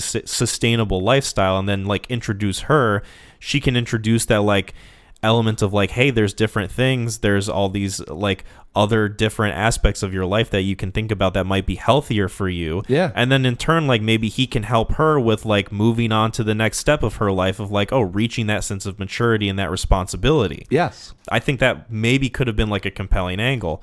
Kind of. But then, still, she's kind of old still to me. I'm like, I still feel. But then there's scenes of him sitting at the dinner table with his dad who are both in tank tops with crosses on their necklace, by the way, and they're like, "Hey, what are you doing? Turn the TV on. Hey, shut the fuck up. Hey, you going out getting pussy, son? Yeah, I'm getting pussy, Dad. What of it?" Like, yeah, I think there's a modeling. I without getting into the dialogue, like as Joseph Gordon-Levitt's directing this thing, I think we're supposed to infer that there's a modeling aspect here, and he hates his dad, but he's still looking up to his dad, or he's modeling his dad behavior, because you can tell the dad and the mom don't have the greatest relationship. It's like maybe he's trying to fight that sense of like, I don't want to become my dad, but he's like not doing anything to not become his dad. Well, you're seeing him. Well, that's I think the ending there too is like a true relationship that gets that blossoms, and it's very different than what the dad did. Yeah, like the best. I really did like the scene though, when he's like. ScarJo's there and they're talking about shit, and then they're going through how they met, and it's like we were at a Springsteen concert and the dad goes, "That's mine," and so love after that. Yeah. And it's like, oh, that's so sweet, really charming, like, oh, fantastic. And he says it in a way where like it's very clear he saw her as like an object of which is like gain or whatever, like an achievement, not necessarily like, oh, I'm gonna fall in love with this girl. It's a dime. We're getting a dime. That's what the whole thing's oriented at. Like, hey, whoever, you got to be the most masculine dude out there, and you got to get the hottest piece of ass, and that is your crowning achievement in life. Speaking of ass, let's talk about the way that this movie frames scenes of him watching porn, because it's it's like the inverse of Shame, where Shame, you're watching those scenes and it's like, okay, I'm not supposed to feel good about like him going through this. In this one, it straight up shows you actual pornographic videos, and obviously you're not seeing like penetration. You don't even see a dick in this movie, I don't think. I don't think so either. But it's purely just seeing like the porn stars, and you see like bare breasts and like their ass, and I think you even see some vagina here and there. But maybe there's like, I don't know, the way it's kind of filmed, it is weirdly kind of gross in that way of like, am I supposed to be turned on when watching this? No, alongside him? Like, I don't know. The way it was edited together and put together was like kind of off-putting to me. I think it was supposed to be. I think it was supposed to be that way. I don't know. That's why like the whole time he's going through this, I was like, I don't even know what I'm supposed to like care about his porn addiction or not. So either it's supposed to be framed as, oh, this is bad, he shouldn't be doing this, which it isn't framed that way, because I did not get that sense at all. Either that, or it's supposed to be framed as comedic, which I don't think it's very funny, right? Like, where's the joke in this? Is it kind of silly that he's whacking off to porn all day? Because if that's the joke, then it's kind of a bad joke. Or is it supposed to be sexy, in which then it negates the whole goal of what this movie's trying to do? Like, I'm not entirely sure what the purpose of showing those scenes like that is. I couldn't tell you what the porn addiction represented. I mean, yeah, I couldn't either. That's a big problem. Yeah, the whole time that he kept going back on here, I was like, I don't think anyone really cares that he's addicted to porn, and he never comes off that it is ruining his life or interrupting his relationships. He seems to be pretty happy with it, honestly. He tells you straight up, like, hey, what can I say? I like it. Real pussy doesn't do it for me. Like, but then you also got to think too, are you addicted to porn? Because once you get with Julianne Moore, it seems like you just stop watching it. Right. Like, it doesn't really seem like that much of a struggle once you reach like a certain mental clarity. It's like, oh, everything's solved now because Julianne Moore told me these things. I would say now it's gone. 90. I don't know the stats, but it feels like there's a larger majority of people, if they're addicted to something, have to seek help, whether it be through counseling or rehab centers. Like, you don't just chase the dragon and all of a sudden go, man, I found this, I'm good. Some people do have like kids, you know, and that helps them kind of stymie it or get away from it. But once again, you can't. If you go back into it, you're into it. It's not a realistic portrayal in the way that this guy deals with it. Or like solves his problem. The problem I have with it is it goes, I'm addicted to porn. And it's like, don't say you're addicted to porn. Just say you like watching porn. That's, I think, the difference what I have in it. Because immediately when it goes, I'm addicted to porn, it's like, you're not really coming off as a person that has your life troubled by what you're doing. Right. You know, it may be your relationships, but it's also like we're looking at a two-way street here because there's some defense. And other people actually agree with him that watching porn in the relationship isn't wrong. Like, and so he never has like that like internal conflict. Yeah, he's never meant to feel like what he's doing is a problem because the movie doesn't frame it as a problem, but then it also does. But it's only a problem with his relationship. Yes. And like the whole issue with like the movie is like he's supposed to be honest with himself, but then he just stops watching porn anyway. So it's like, okay, did he solve an issue that he didn't have? Yes, that's what I'm saying. Like, that's what you, and not only that, they then go, instead of having him have the problem, they say it's because of the girl that you're with. That's the problem. She shouldn't have a double standard for you, or if she loves you unconditionally, shouldn't reject that. And then the way that they introduce that juxtaposition is she catches him watching porn, and he's like, no, a buddy sent it. A friend sent it, emailed it to me, you know? And then she like believes it, and they're together for like a few months or something. And then they're like at the store, and they have that weird argument where Swiffer. Like this, he's going to go get the Swiffer. And I thought to myself, like, oh, is this going to be like him going to the bathroom to like whack off or something? And then she's like, oh, you don't need a Swiffer. You don't need to clean your own place. Real men don't clean their own place. What are you doing? It's disgusting. It's disgusting. It's not sexy. Yeah. It's not sexy. It's like, huh? Is this like a device meant for us to not like ScarJo's character and be more on his? It's a very cheap way to do it. I think it was supposed to...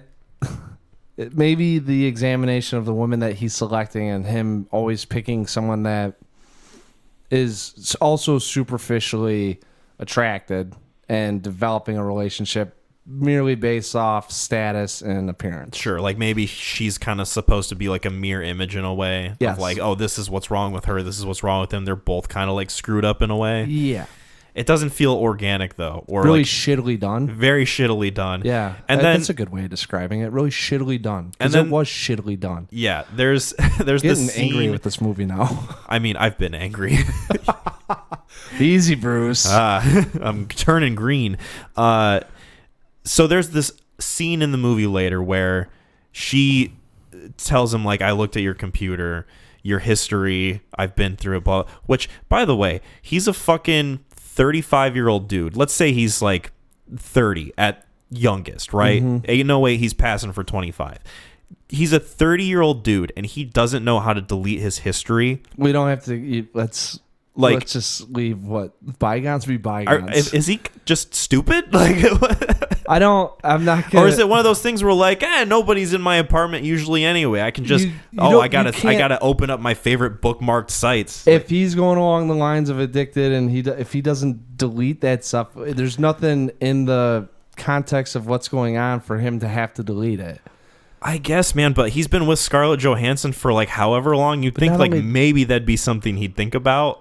Like, I don't know. Possibly, but like, yeah, I didn't really. That one was just like whatever. Like, she's got to find another thing, you know. And he's watching the shit everywhere. Apparently, yeah, he's watching it in the middle of class. Yeah, it's like bro, it's not really hard to think that this dude's gonna get caught at some point. He's not even like jerking off. He's in his classroom, just like watching it on his phone. Yeah, because he's addicted. Apparently, that's like what people do. Oh yeah, I love just kicking back and throwing on someone getting fucked and just not doing anything. Well, it is. There are Yes, I've heard stories of that happening. I pray to God my mom does not listen to this episode. I'm telling you, like, it's when he was watching it, like in the class, like I was like sitting there and I'm like, oh yeah, I've known people that I've heard about doing that.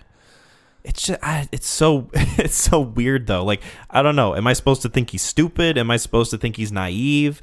Like, he's just this steeped in his like addiction, but then he's not addicted. So I don't know what it's trying to tell me, Mac. Yep. I don't know what this movie wants from me. That's why you checked out after like 20 minutes. It's so I mean, what else is there even to say about the, like, it's not even like filmed that great. Dude, like, it's so bland, so safe the way it's filmed. At the bar, this is when I was like, feels like this is a really shitty movie. Feels like a CW show. They put on the light on ScarJo and had her illuminated with him in the dark, and it was clearly like movie. Hey, we need to get some lighting on her because she's the face of this thing. Mm-hmm. So, like, let's just get a random light from wherever. And it looked like a stage light on her. Yeah. And it's like, okay, if you're going to live in that world of some surreal moments where you're just blown away, and it's kind of like, you know, when you're walking down the street and they have, like, everyone part for the girl to go, and it's like, oh, he's kind of living in this fantastical world sometimes. Awesome. Don't just do it the one fucking time. Yeah. Because you have shitty lighting. And then that's another thing, too. Just, like, based on how the characters look and, like, the way that they're presented in this movie. It's, like, the impressive thing that I touched on earlier with Shame is that despite every single person in that movie being attractive, it's still impressive the way that it's framing those scenes of, like, oh, this isn't supposed to be sexy. Right. Whereas, like, the way that these characters are dressed and like how they carry themselves, it's like you look like you walked off of the set of a pornography. Yeah. Like, literally. I think the whole thing so over the top. Like, he's like, and that's what I was kind of saying at the beginning. I don't know if this film's laughing back at us and saying this is as a society what we do and what everyone is now trying to achieve. Like, pointing the finger and saying this is what you like to watch. You know, you like to watch, you know, the chicks fucking getting dry humped in hallways and half naked ladies and working out, and like, this is what you like, this is what you're here for, you like to watch the porn. But at the same token, it never presents itself or has like a defining moment of like, no, this is how we should be as, you know, adults, this is how we should be as men, this is how we should view women. And the only reason why I'm saying it at the end with the human connection, that and picking Julianne Moore as an actress in this thing, she's not that attractive in this. And I'm sorry if I say it like that, but like, it's almost kind of insulting the way they have her cast as the character, being like, oh, you're gonna be like the average looking, but like whatever woman. You're gonna be like the least attractive woman in this movie. Yeah, like they like did like it was she. Yeah, and it's not like I was judging her. It's just like one of those things where it's like you see all these people of beauty around you, and then you see it's her. It's a role that is super thankless and doesn't do her any favors at all. No, but I think they set her up that way. I think that's why they were setting her up that, you know, but it's, I don't know. The movie just fucking ends. It's just like, oh yeah, I found love and I'm good.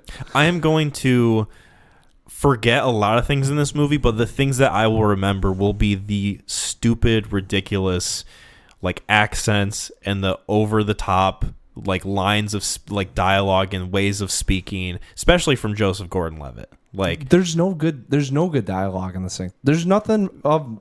I was talking to someone. There's none that I can remember. I said this movie is exactly how I remember it. Nothing. I don't remember anything, and now I know why I don't remember anything. The most I'll remember is like the dumb mantra of like all the things that he cares about in his life, like, oh, my pad, my ride, my blah blah blah, my blah blah blah. Yeah. Like, that is the only thing. And then like when he says like, hey, you know, real pussy doesn't do it for me, like.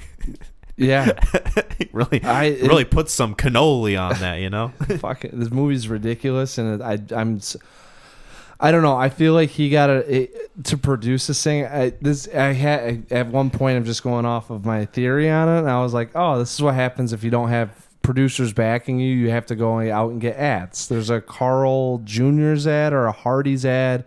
Swiffer's a plug in this thing. Yeah. TiVo's a plug in this thing. This thing's like rampant with product placement. Pornhub is written on the screen. Alexis Texas sure probably got some ads. Yeah, and Like- I think Heineken with the beers and stuff, like they're clearly holding it out so you know what beer it is. Mm-hmm. Like this thing, I think people, I feel bad for him because I think everyone read this and no one knew how to say, hey man, it's not good. Well, so here's the weird thing that I wanted to bring up to you, and I don't know, maybe you found something out in like the things you were looking up, but this movie wasn't unsuccessful. It had a $7.5 million budget, made $41.3 million at the box office, so it did fairly well. And it got like decent reviews when it came out. So I'm wondering, like, was it just a personal feeling that he had early on that like maybe this wasn't going to age well, or like maybe like further years down the road people told him like, there was like a lot of issues with this, maybe he like was more exposed to like some more negative reviews than like was initially put out there? Like, I don't know. Let's go through the math on it real quick, okay? Yeah. You got a shit film that's shittily written that really doesn't describe anything or have anything worth memory at the time, because this is what we said of the time. Jersey Shore's popping off. You got books coming out already dated your movie. How to be narcissists, right? And about how, white males in their late 20s can take over the world, right? Take whatever you want. You've got a fucking, I don't even know what car he's driving, some muscle car in it. It's like a Mustang something, or like a Charger. I don't fucking know cars. I think it's an old school car, but like, it's like a slick red and black muscle car. Yes. And then and then you've got the most recognizable accent in the world. Also, I don't, the Philly accent going on. Not to cut you off, but like, I have no idea what the fucking road rage scenes were about at all. Like, he just kept road raging, and then he punched the dude's window out, and then he had to stop. He's got the one thing. When I worked at Sam's Club, one of the guys we worked with, I remember I was talking to him about kind of what was going on in my life, and it's really funny because it was a very in-depth kind of just easy thing that he said. He said, dude, he's like, you sound like a rock in a river right now. So you got all these things flowing around you, but you're steadfast in what you want to do. And he's like, you just got to be more fluid with what's going on. Do I know this person? Yeah. And you can tell me after we record. Yes. And I was like, oh shit. And that's what was going on with him. He doesn't know how to handle a relationship. He's not very good. I mean, family life is shit. He's not very good with holding down relationships. All he wants to do is jerk off. So the whole time with all the road rage stuff, I think it's him representing his emotional state to just us. Frustration. I don't know why everyone's pissed off. There's something going on emotionally, but that's why you get the end scene with him singing Good Vibrations in the car, because he's made that change. And that's sure. Like that's where it goes from I'm always yelling in my car, I'm pissed off, road rage, to hey, I'm happy-go-lucky, I'm singing, got my new hairdo, I found love. It's literally ending like he's skipping through a fucking field, humming, Born in a Daydream. I didn't mean to derail you. You were talking about the doing the math and like the wondering. This is like a movie of the time. This is a movie where everyone watched it and I want to be that guy. And I think he used Philly because they're the most brass, probably outspoken, most opinionated people in the world, because they're blue collar people. They go to church, they drink, they fuck, they work, they run it all back, which is I think why the repetition of the scenes maybe fell in with the lifestyle he was trying to cultivate, But yeah, it's of the time, and I think he just capitalized on what was going on. But I also think because it was a passion piece for him, he's poking fun at it, And sometimes actors are really heady, and sometimes they're.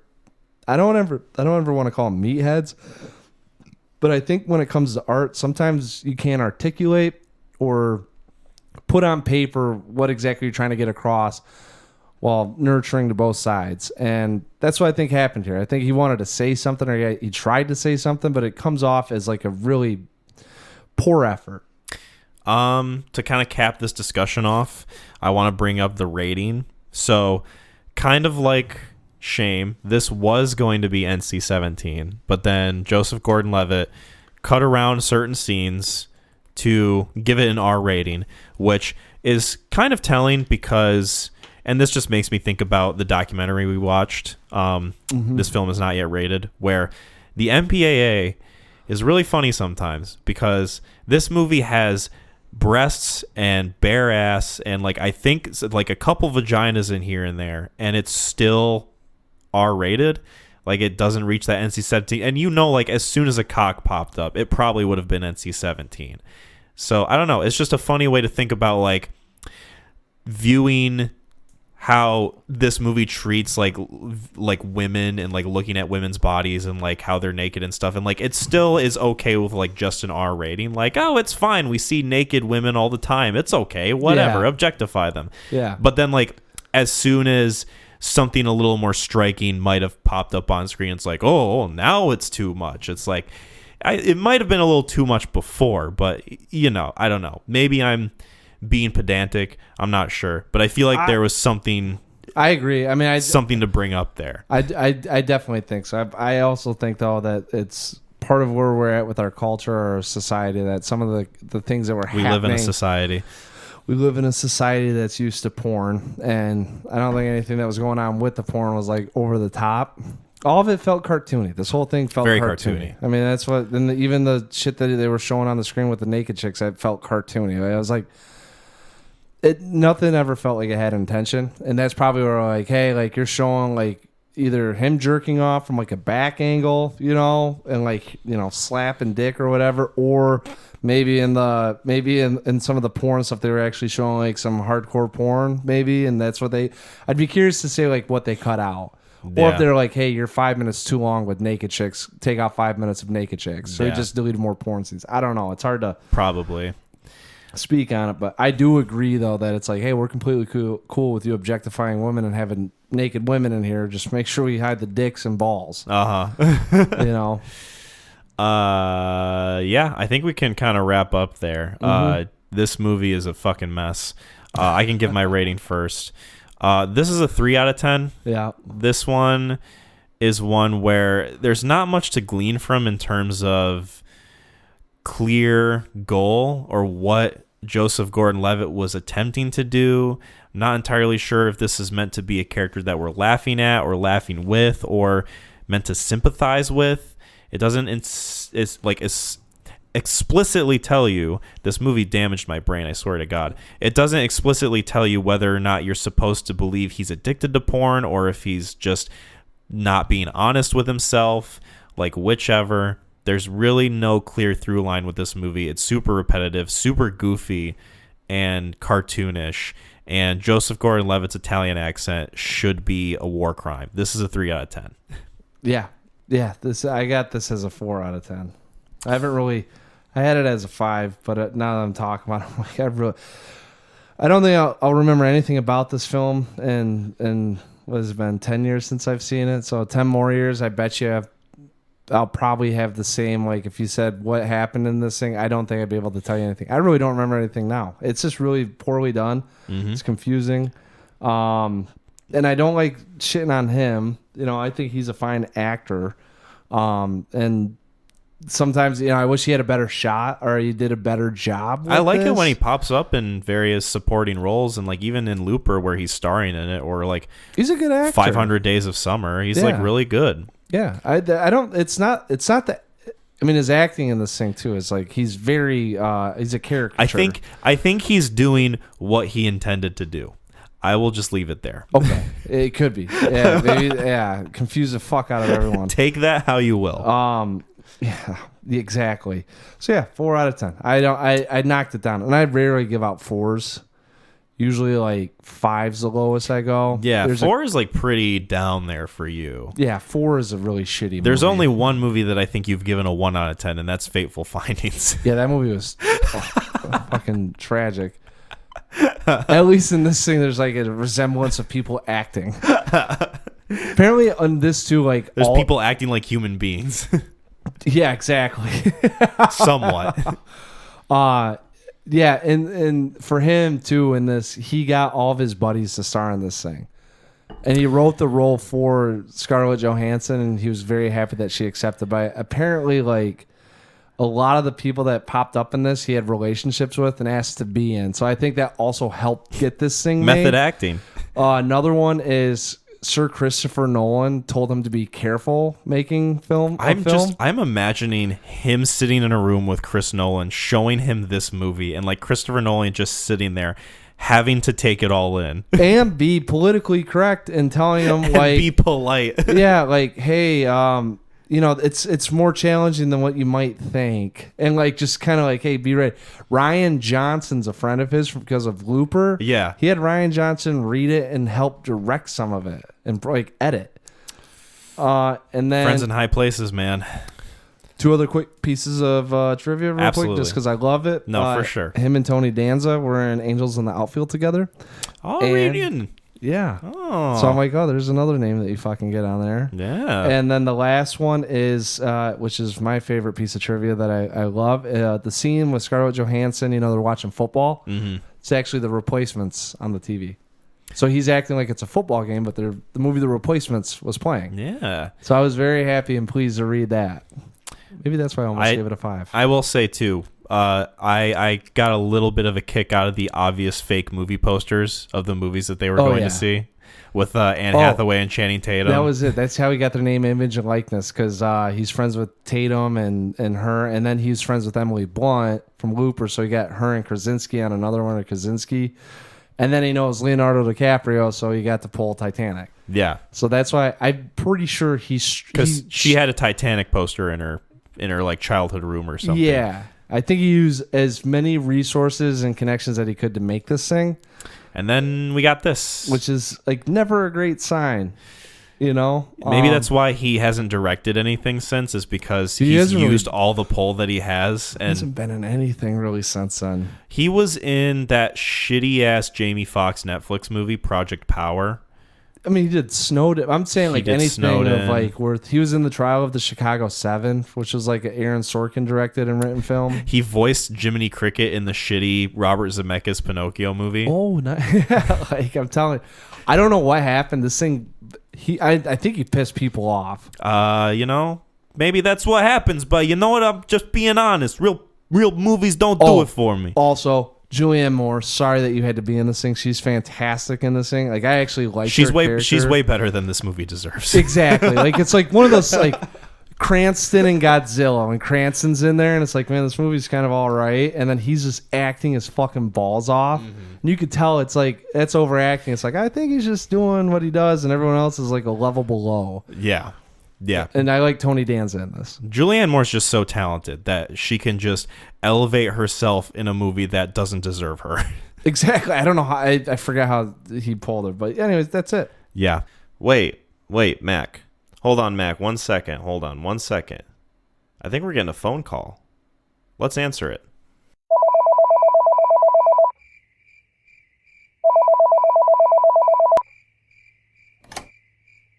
Night Call with Sam Parker. Welcome to my segment on the Neon Crew podcast. First, I want to shout out Neon Mafia. Represent! And also, too, just want to let you know, when this thing's on, you people listen. And I'm not talking to the general audience or the Neon Mafia. I'm talking to Kyle and Mackie directly. Okay? So, this week, they're talking movies Shame and Don Jon, which brought a smile to my face for episode 69, and I also said nice. Also too, I saw both these movies in the theater with like my buddies, and at the time of seeing them, I'm a college guy. I like not mature enough to handle this subject matter. Which also too, like, why would I go see the movie Shame in theaters? Like, I mean, I'm a big Michael Fassbender guy. I had just seen Hunger by Steve McQueen, which is just an absolute masterpiece. I can't wait for him to, get something off the ground. He's got Small Axe on Amazon Prime I still need to watch.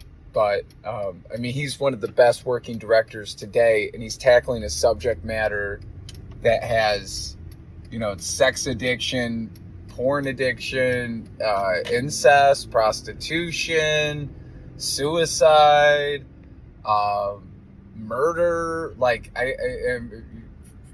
rape, like every, like, taboo subject is getting addressed in this movie at a slow, deliberate, torturous pace. It is a movie I never want to revisit. It is, I think it's quite good, but it is just way too painful. Like, you just want him, like, I would say if they made that a Hollywood movie, like, he would do that for the first act, and then he would go to rehab, and the rehab would be like a bunch of zany kind of fun characters, like One Flew Over the Cuckoo's Nest. And then the third act would be him being confronted with these temptations and choosing a different path. And when you set it up like that, that kind of is Don Jon a little bit. Like, if you substituted the rehab with his, like, night classes that he's taking with Julianne Moore. But Don Jon, I think both movies have style, like incredible style and look, and, have interesting characters. And I think are both like impressive feats of direction, but just not really digestible or fun material. Like, you feel kind of gross and icky as it is. Like, oh, they got porn addictions. Like, ooh, like, like it's also too,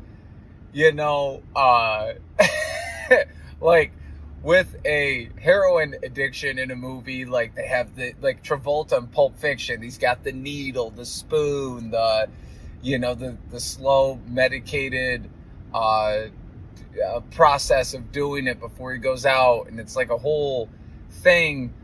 There's all of these cinematic devices that are used in there, and when somebody has a pornographic addiction, it's just and it's funny in the movie too, because I think the opening line, he opens up the laptop and he's like, my genitalia gets so what, and something along those lines. I'm not gonna say the thing because I don't want you guys to soundbite it and then play it forever. But the funny, I remember there are some like funny moments. I don't know if they should be funny or not, but in Shame, where his boss calls him in and he's like, "Hey, bro, your hard drive's absolutely filthy," and he's like, "Oh yeah, oh yeah, that was we'll get that cleaned up. We can get that cleaned up."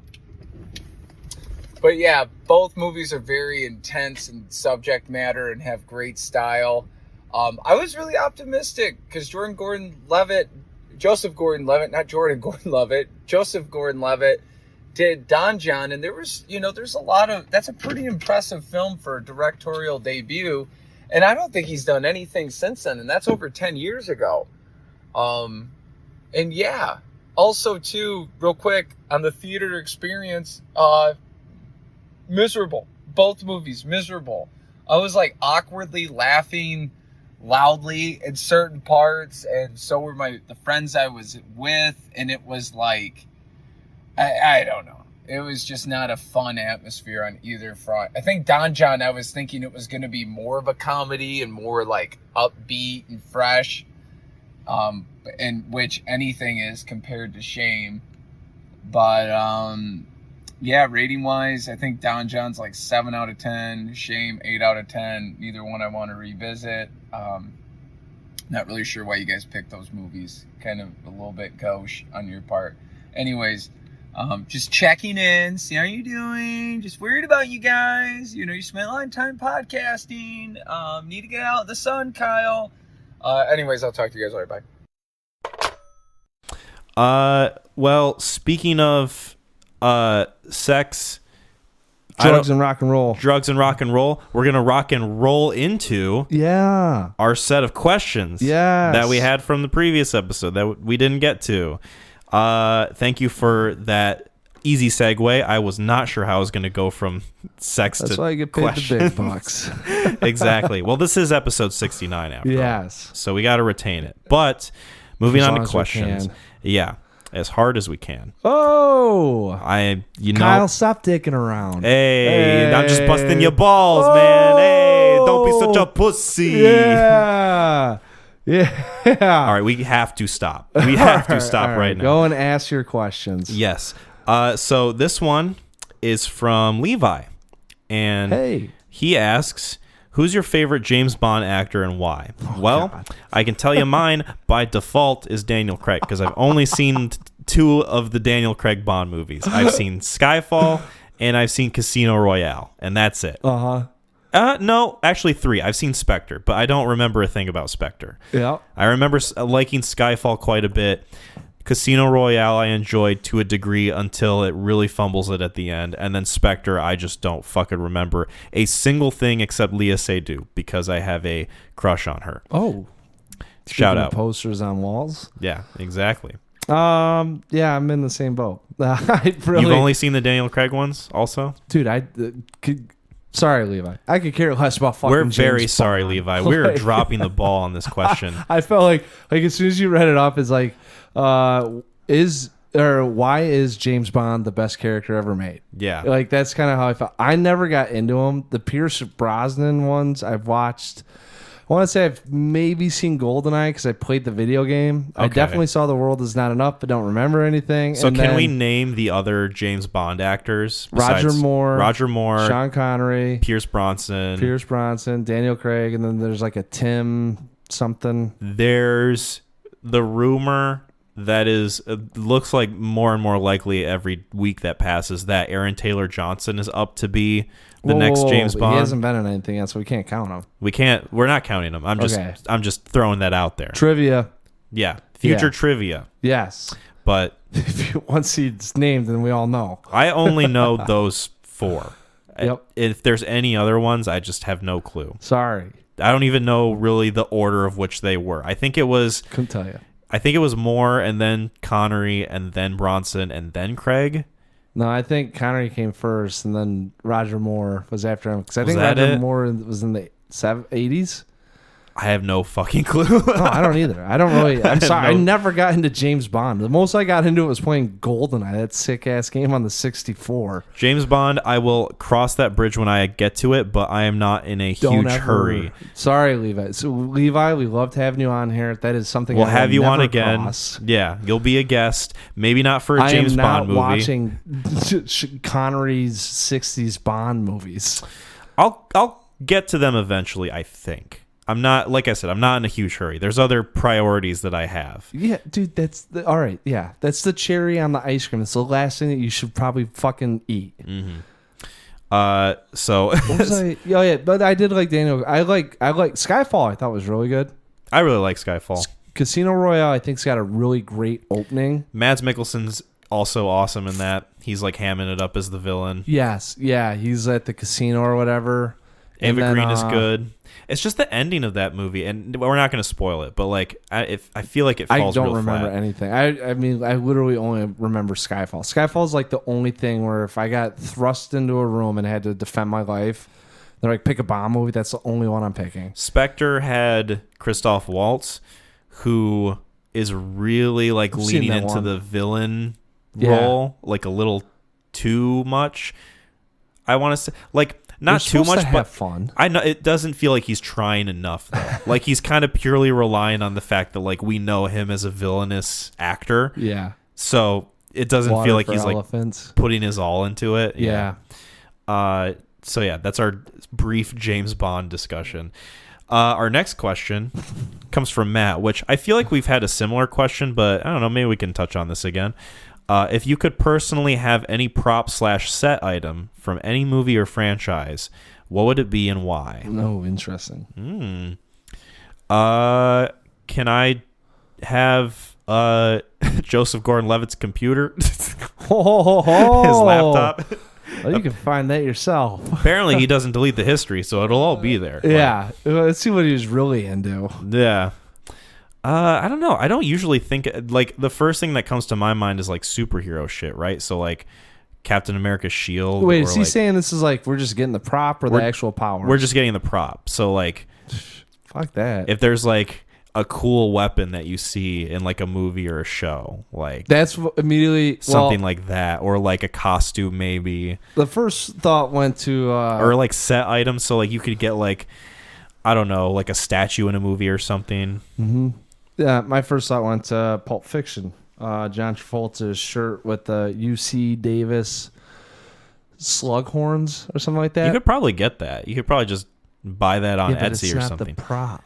Oh, you want the actual prop? Give me the shirt. You want the one John Travolta wore? Yeah, and has his BO on it. Yes, and that what I would put on it. That's actually one of the first shirts I've never watched movies, but like, I love the clothing. I want that shirt. It's the first time I ever saw it. I was like, I want that shirt. Speaking of Tarantino, can I get is the streusel from Inglourious Bastards considered a prop? Because I would just get that and just eat it because it looks so fucking good. It's not consumable. Is that considered a prop though? Is actual food that they eat in the movie a prop? Because if it is, then I might just snatch that up. Yeah, but then it's gonna mold. Well, then I just eat it. You can't eat it. Why can't I eat it, Mac? You can't have the prop from the set. Why not? I don't. What's the question say again? Let's get into the rules of this thing. So the question is framed: if you could personally have any prop / set item from any movie or franchise, what would it be? And I don't why? think that food's a prop unless it's fake food. Okay, if you're not counting food, what's a prop? What's the definition of a prop? Is like I don't know. No, like what's a? We gotta get like the ring from Lord of the Rings is a prop, I was right? actually gonna kind of say that. That would one. actually Thanks be for a good one. Shitting on my fucking. Yeah, well, I answer. fucking swooped in there before you could get to it. God damn it. Yeah, take that. We're looking at props now. If we're going that route too, the sword that Aragorn has, it's pretty sweet. What one? I think the one Is it the one that he picks up in the first one? The Sword of Men that kill or it's whatever into Saruman? It's whatever one he takes to the Tomb of the Dead. And fuck no. He's got that. I thought that was a good sword. No, we've been doing it all wrong. Props, by definition, respect or credit due to a person. Oh yeah. So whatever respect or credit we want to get, or set pieces. Like whatever compliments Keanu was slinging on set one day. I just want those. Oh, not to him, but from him? Yeah, exactly. I'd take those. Like, he's props. a nice enough dude to where, like, he'd probably just say I have a good mustache. And yeah. It would literally send me in a state of euphoria. Yeah. You'd be like Jesse in Breaking Bad. Yeah, I just float up to the ceiling. Some, like, old blues song is playing. I've hit, like, a moment of ecstasy if that ever happened. Yeah, My God. You might be found dead. Like, just with a smile on your face. I could just be dead, satisfied. And that's the happiest we've ever seen him. Mm-hmm. Yeah. Man, what a great way to meet Valhalla. I've thought of so many comparisons in the last minute, and all of them are spoilers, so I'm not going to say them. We don't need to do it. I'm not going to do it. I'm not even going to say what they are. I'd literally have to go through my filmography just to look. I'm going to look at my letterbox. Oh, really? Yeah. Okay, so we're doing it. I'm just going to do it. So you've already hit the props. God, I wish there was other definition so I could see how they define it. Formerly known as property is an object actors use on stage or screen during a performance or screen production. The first one's fake food, so it can't be real food. That's just food. It's not a prop. The definitions in my mind are blurred, but sure. In practical terms, a prop is considered to be anything movable or portable on stage or set, distinct from actors, scenery, costumes, and electrical equipment. But nothing says about food. How about Ryan Gosling's scorpion jacket from Drive? That'd be sick. That would be very sick. Oh, man, do cars count? No, that's equipment. If it's a prop car, like one of those like really wrecked cars in Avengers or something where they like smash the shit out of it and it's just there. You can't drive it worth a shit anymore. But yeah, I want to throw that right in front of my house so everyone can see, the type of lifestyle I have. Is the baby from Children of Men a prop? No, it's a living thing. It's an actor. Oh yeah, you can't eat that. Yeah. Oh, the fucking chainsaw from Mandy. That'd be a sick, or like any of the shirts that he wears in that movie. Honestly, Sam just started floating to the ceiling. Yeah, I talked to him about Mandy before. Yeah, he is a Mandy truther like me. Oh, dude, I need to rewatch that movie. You absolutely need to. Yeah, that actually popped up on my list of things that I was watching. Oh, the Black Stone from Fateful Findings. Oh, that would be yours. I wish you guys could see the look Matt gave me, because it was like the look that a father gives his kid when he like catches him doing something kind of naughty. I don't know. No, that was like like I thought you were being well, you were being serious. I am serious. I think it's disappointment. I don't know why this movie keeps getting referenced.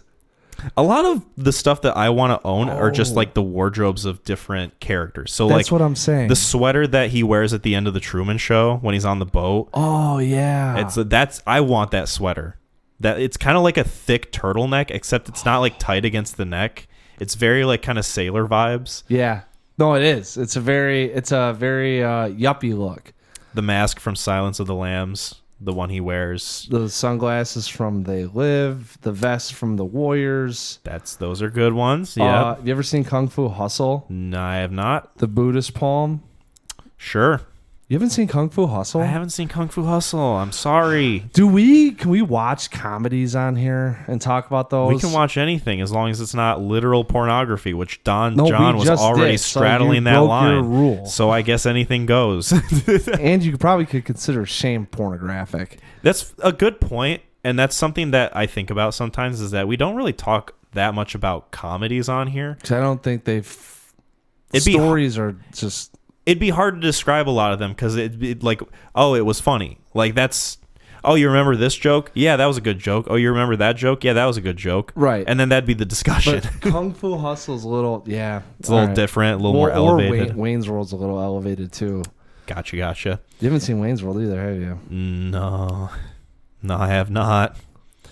Yeah, there's just a lot in the way of like wardrobe or weapons that I'd own. Yeah, the flamethrower for Once Upon a Time in Hollywood, the acid cigarette from Once Upon a Time in Hollywood. That's a good one. The pizza from The Whale.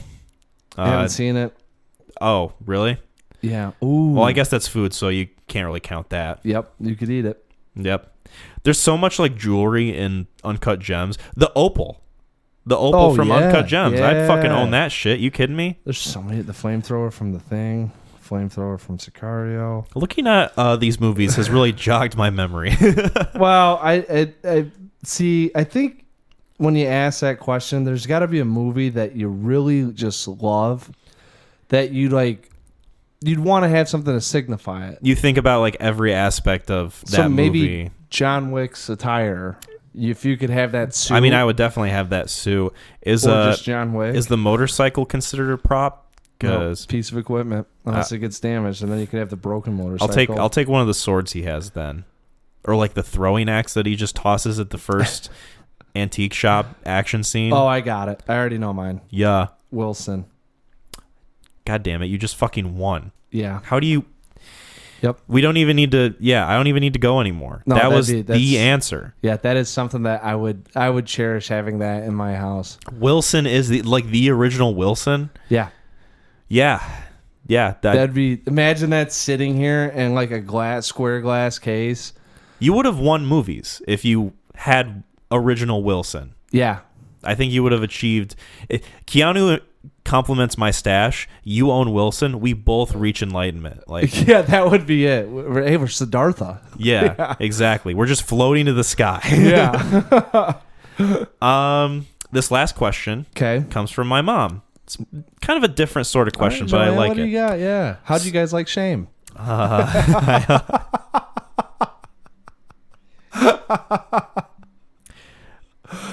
You know, it's been a while since I've prayed. I pray to the Lord above that she does not listen to this episode. She will. Mom, stay away. If she's gotten this far, it's already too late. I'm hoping she just uses the timestamps.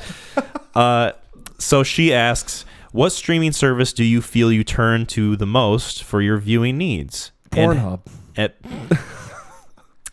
And has there ever been a movie you couldn't find that you wanted to watch? I mean, I feel like I use a lot of Hulu nowadays, and which is funny because Hulu isn't even one of the ones that I own. It's like a friend of mine's profile that he just lets me use. So I use that one a lot for like Always Sunny and The Bear. It had like a lot of the Alien and Predator movies on there. Oh.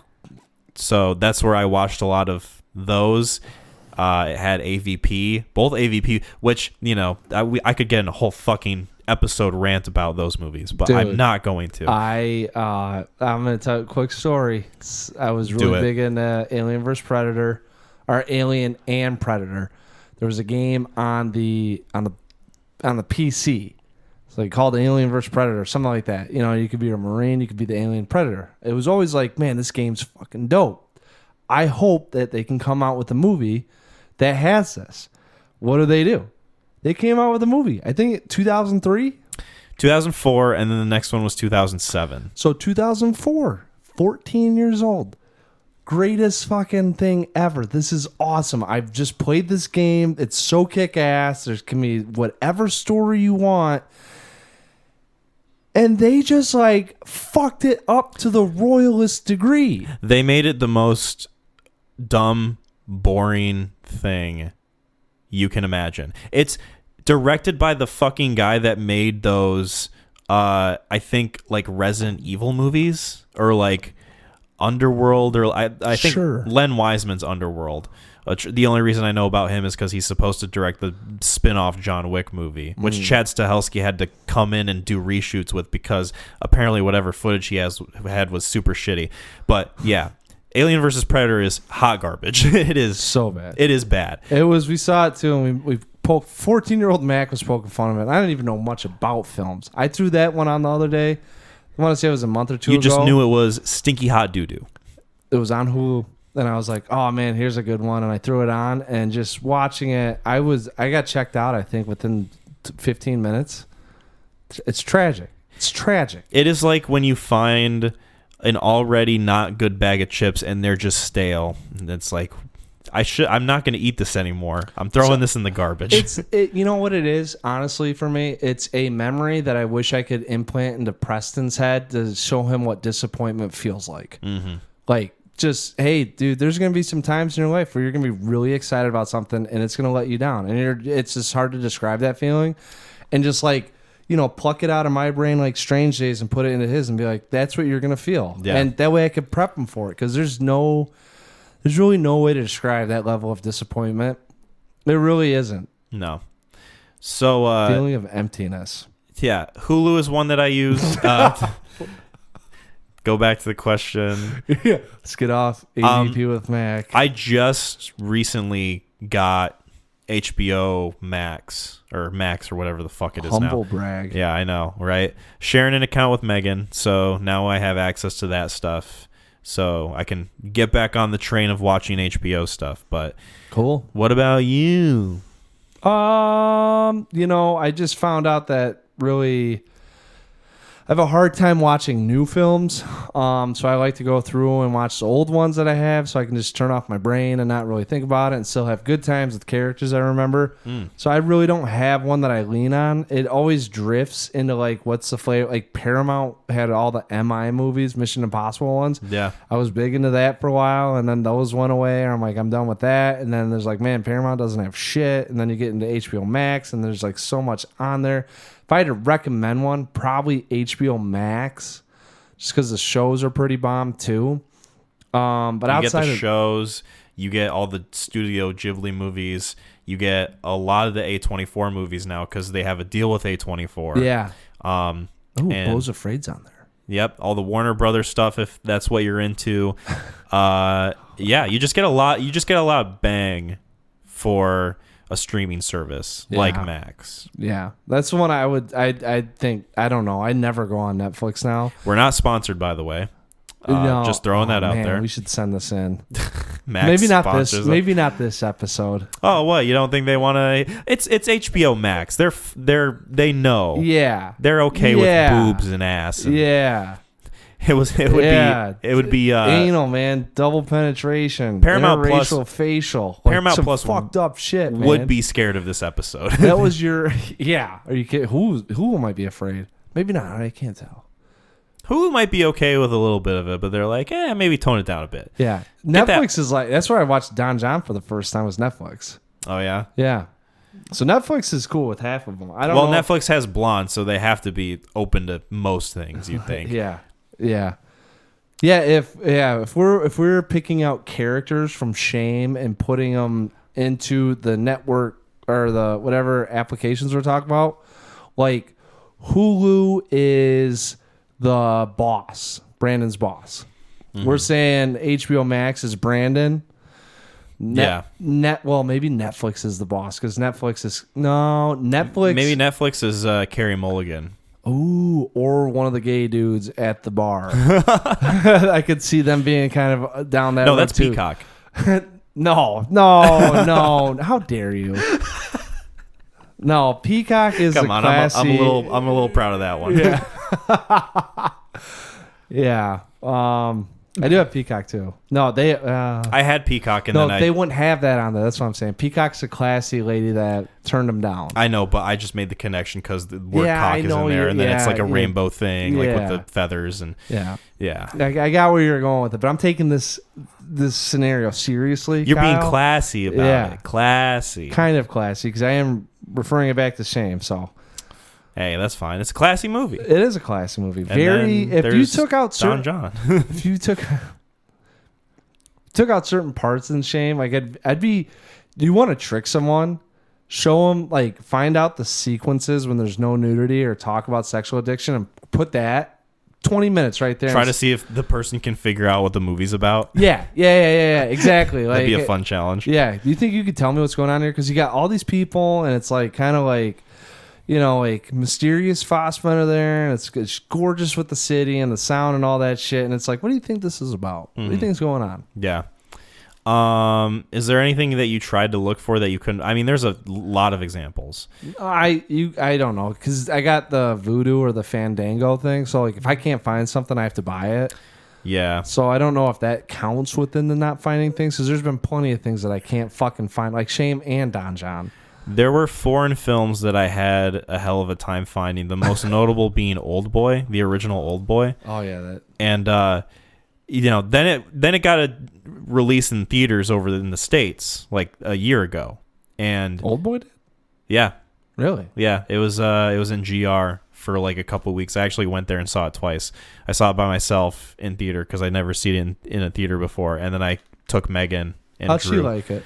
No, she really liked it. She thought it was a good movie. Definitely a challenging film, but not as challenging as something like Come and See. Yeah, sure. Yeah.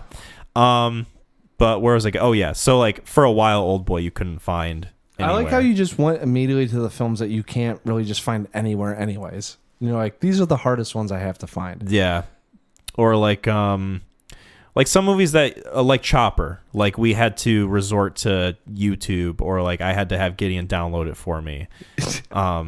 Cause I don't know how to navigate that stuff Downloaded myself. after he paid for it. The Exactly. paid download. Right? Paid download. Yes. That he let me watch on his laptop. Paid that laptop. he paid for. Yes.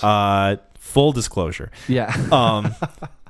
But no, there's certain movies where like either we've thought about recommending them, but like they're not widely available, so like we kind of hold off a bit, or like something that we just want to watch, but like there's nowhere we can find it. Yes. Yeah. Yeah, that was kind of the question. So.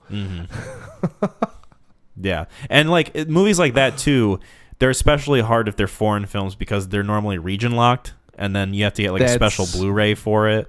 So then you can't even get like a physical version of it. Yeah.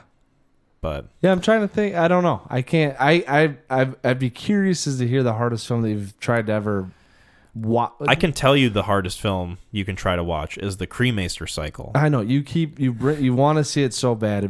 That's your prop. I do and I don't. At How the about same your time. prop is just owning that DVD? The prop is owning the DVDs that there's only like 10 copies and they're like $100,000 per disc. Why don't you do some shit like that? You just make 10 DVDs, you circle it around. Yeah, it I goes make some viral. artsy fartsy shit, and then I make 5 copies, and I'm like, hey, $50,000 per disc. Yeah. You want to buy this rare piece of media? Just find out how it happened and how it gained such a notorious myth or legacy, or what do you call those things around it? Yeah, like lost media. It's weird because I think you can watch it in like museums or something. Like if you go to some museums, you can go see the whole thing. But otherwise you could probably find it Let's go watch this film in other this ways. museum. Yeah. Neon Crew trip. It's the worst experience ever. The Neon. I like that. It's a field trip. The Neon Crew trip. Yeah. Hey, can I have We'll this get as a tax bus write-off? driver and everything. I'm sure we can find some some 1099 guys out there with a bus. Even though we don't make money from this whatsoever, can I get this as a tax Dude, write-off? that is a fucking movie right there. Yeah. Two guys on a podcast. They find a guy in a bus. He becomes the what do you call that? The duck out of water or the Fish out of water. Not fish out of. Maybe he's playing the odd man. The straight types. And then you got the funny guy. He's the funny guy. And then we go and pick up our followers.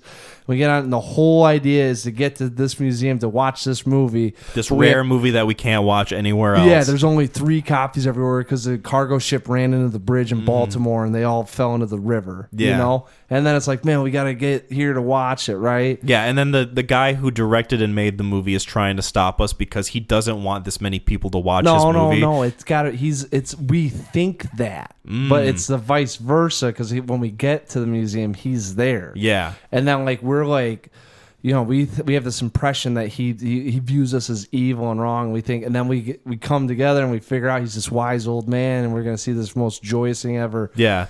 It's like George Lucas at the end of Fanboys. He just shows them the prequel movie before it's released or whatever. Yeah. Well, he's not treating. He's already seen it, so he just sees us and he goes off in the sunset. He's not going to watch it with us. Right. It's our experience. Yeah. He's not there to. He can't sway us one way or another. That'd be the whole point of making the movie. He's like a purely objective deity, almost. Exactly. He's just looking down. He said, and then that's how And then we get in there, and it's a film from Taxi Driver we're watching. Mm-hmm. Yeah.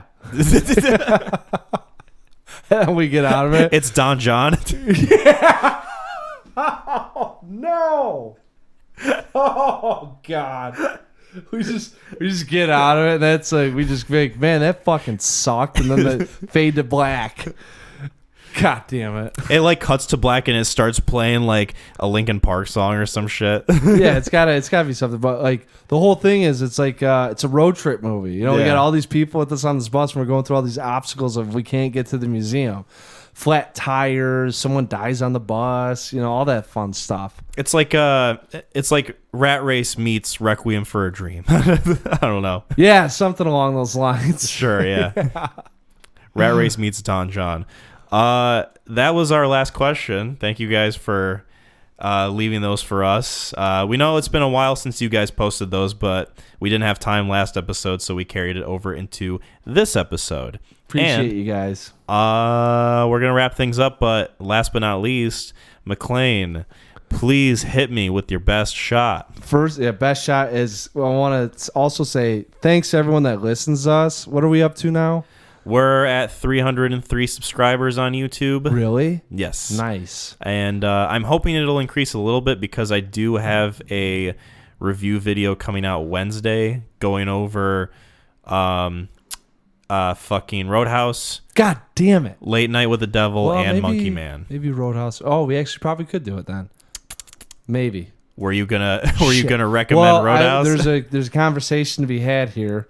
But I just want to say thanks to everyone that listens to us and 300. We appreciate you guys, and whether or not you listen or you just hit subscribe and it's just been gone by the wayside, thank you. I was yes, we asshole, appreciate you, but not you guys.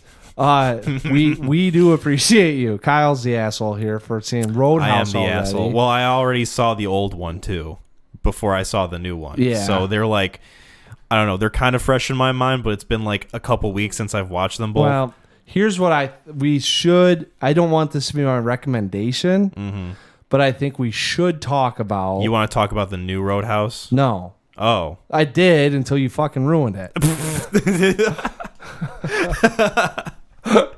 Continue. Civil War. Yes. I think that's got to be a staple. So that's a great pick. Yep. I don't want that to be my pick. Well, I know that's not your pick, but that's the one we're pairing your pick with. Right. So now it's going through because I had Roadhouse. My brother was like, "You guys should talk about blah blah blah blah football," and I was like, "All right, man, maybe I'll see what's going on here." Now I can't find my watch list because I'm in your ratings. Get lost in the sauce. Oh, okay. So let's go through here and see. Oh, sorry. What? I'm just looking text? At. Well, no, I'm looking at Letterboxd, and Drew rated Spaceman, the new Adam Sandler astronaut movie that came out on Netflix. Yeah. And he gave it 2 stars, so it must not be very good. Oh no. Yeah. Which sucks because it looks kind of interesting. Oh damn that would have been a good one too to pair. You'd have to watch it again. This is what happens when you had a plan and people shit on that plan. Yep. I'm a little shithead. That's me. I didn't, for some reason I also didn't think that you had seen it. Hey, I've been on the grind, baby. I know you have. That's what. Well, and then I came across Ferrari. Mm-hmm. I was like, well, we got to pair that with the Ford versus Ferrari.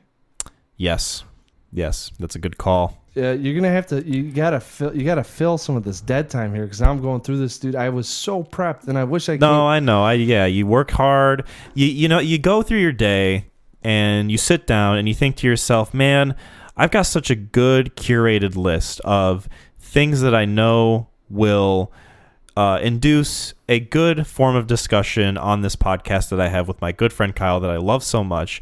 And it would be a real damn shame if I went in there and he kind of hit me with the revelation that, oh, he's seen this movie. I have to cross it off. Oh, no, he's also seen this movie. I have to cross this one off. Oh, I thought this one would be good to pair it with this one, but now I can't because he soiled it. But I know he's not going to do that because he's a good friend. And Kyle wouldn't do that because... I have like a good list of movies that I want to see.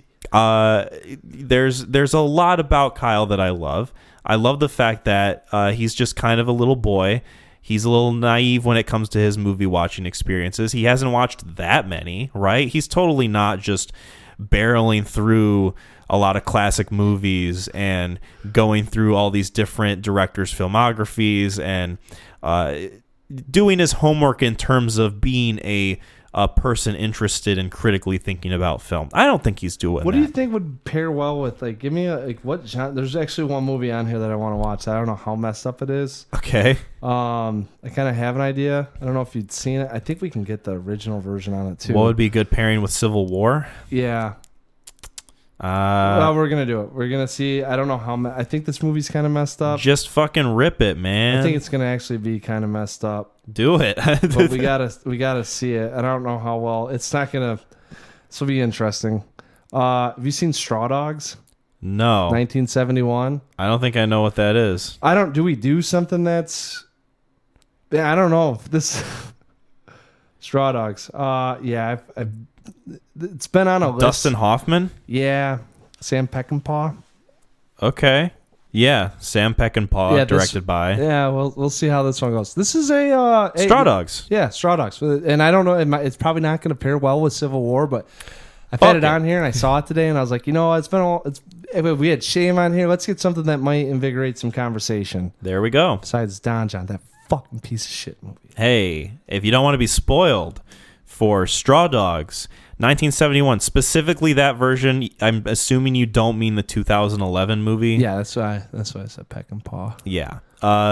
Or Civil War. Yes. By Alex Garland. Be sure to check those movies out before episode 70. Yeah, that's why we did Straw Dogs. Damn. We're getting so close to the age where we can't drive anymore. It's starting to get hard. Yeah. And people are angry because we're driving too slow. Yeah. That was the last dick joke by Kyle, too, because 69's over with. Yep, exactly. That's the last one I will ever make on this podcast. That is a Neon Crew promise to you. Okay. I will never make any references to dick, balls, tits, ass, pussy, teeth, whatever. Anus. There we go. That one was missing. I don't know why I said teeth. So thank you guys again for listening to this episode of the Neon Crew podcast. You can find us on YouTube, Spotify, and Apple Podcasts. Be sure to subscribe to the YouTube channel if you haven't already, and be sure to give us some 5-star ratings on Spotify and Apple Podcasts. Follow our various social medias on Facebook and the YouTube community page. We've got an Etsy page if you want to cop some merch. Shout out to Gideon for doing our music, and shout out to Lauren for doing our logo design. I've got maybe something in the works of a kind of like artwork / animation thing that Megan wants to help out with. Perfect. That probably won't be for a little bit, at least until her semester's done. But I think she's excited to start working on that, and I'm excited to see how it turns out. Yeah, same here. Yeah, I don't know if there's anything else I'm forgetting. Happy solar eclipse. We made it. The world didn't end. Yeehaw.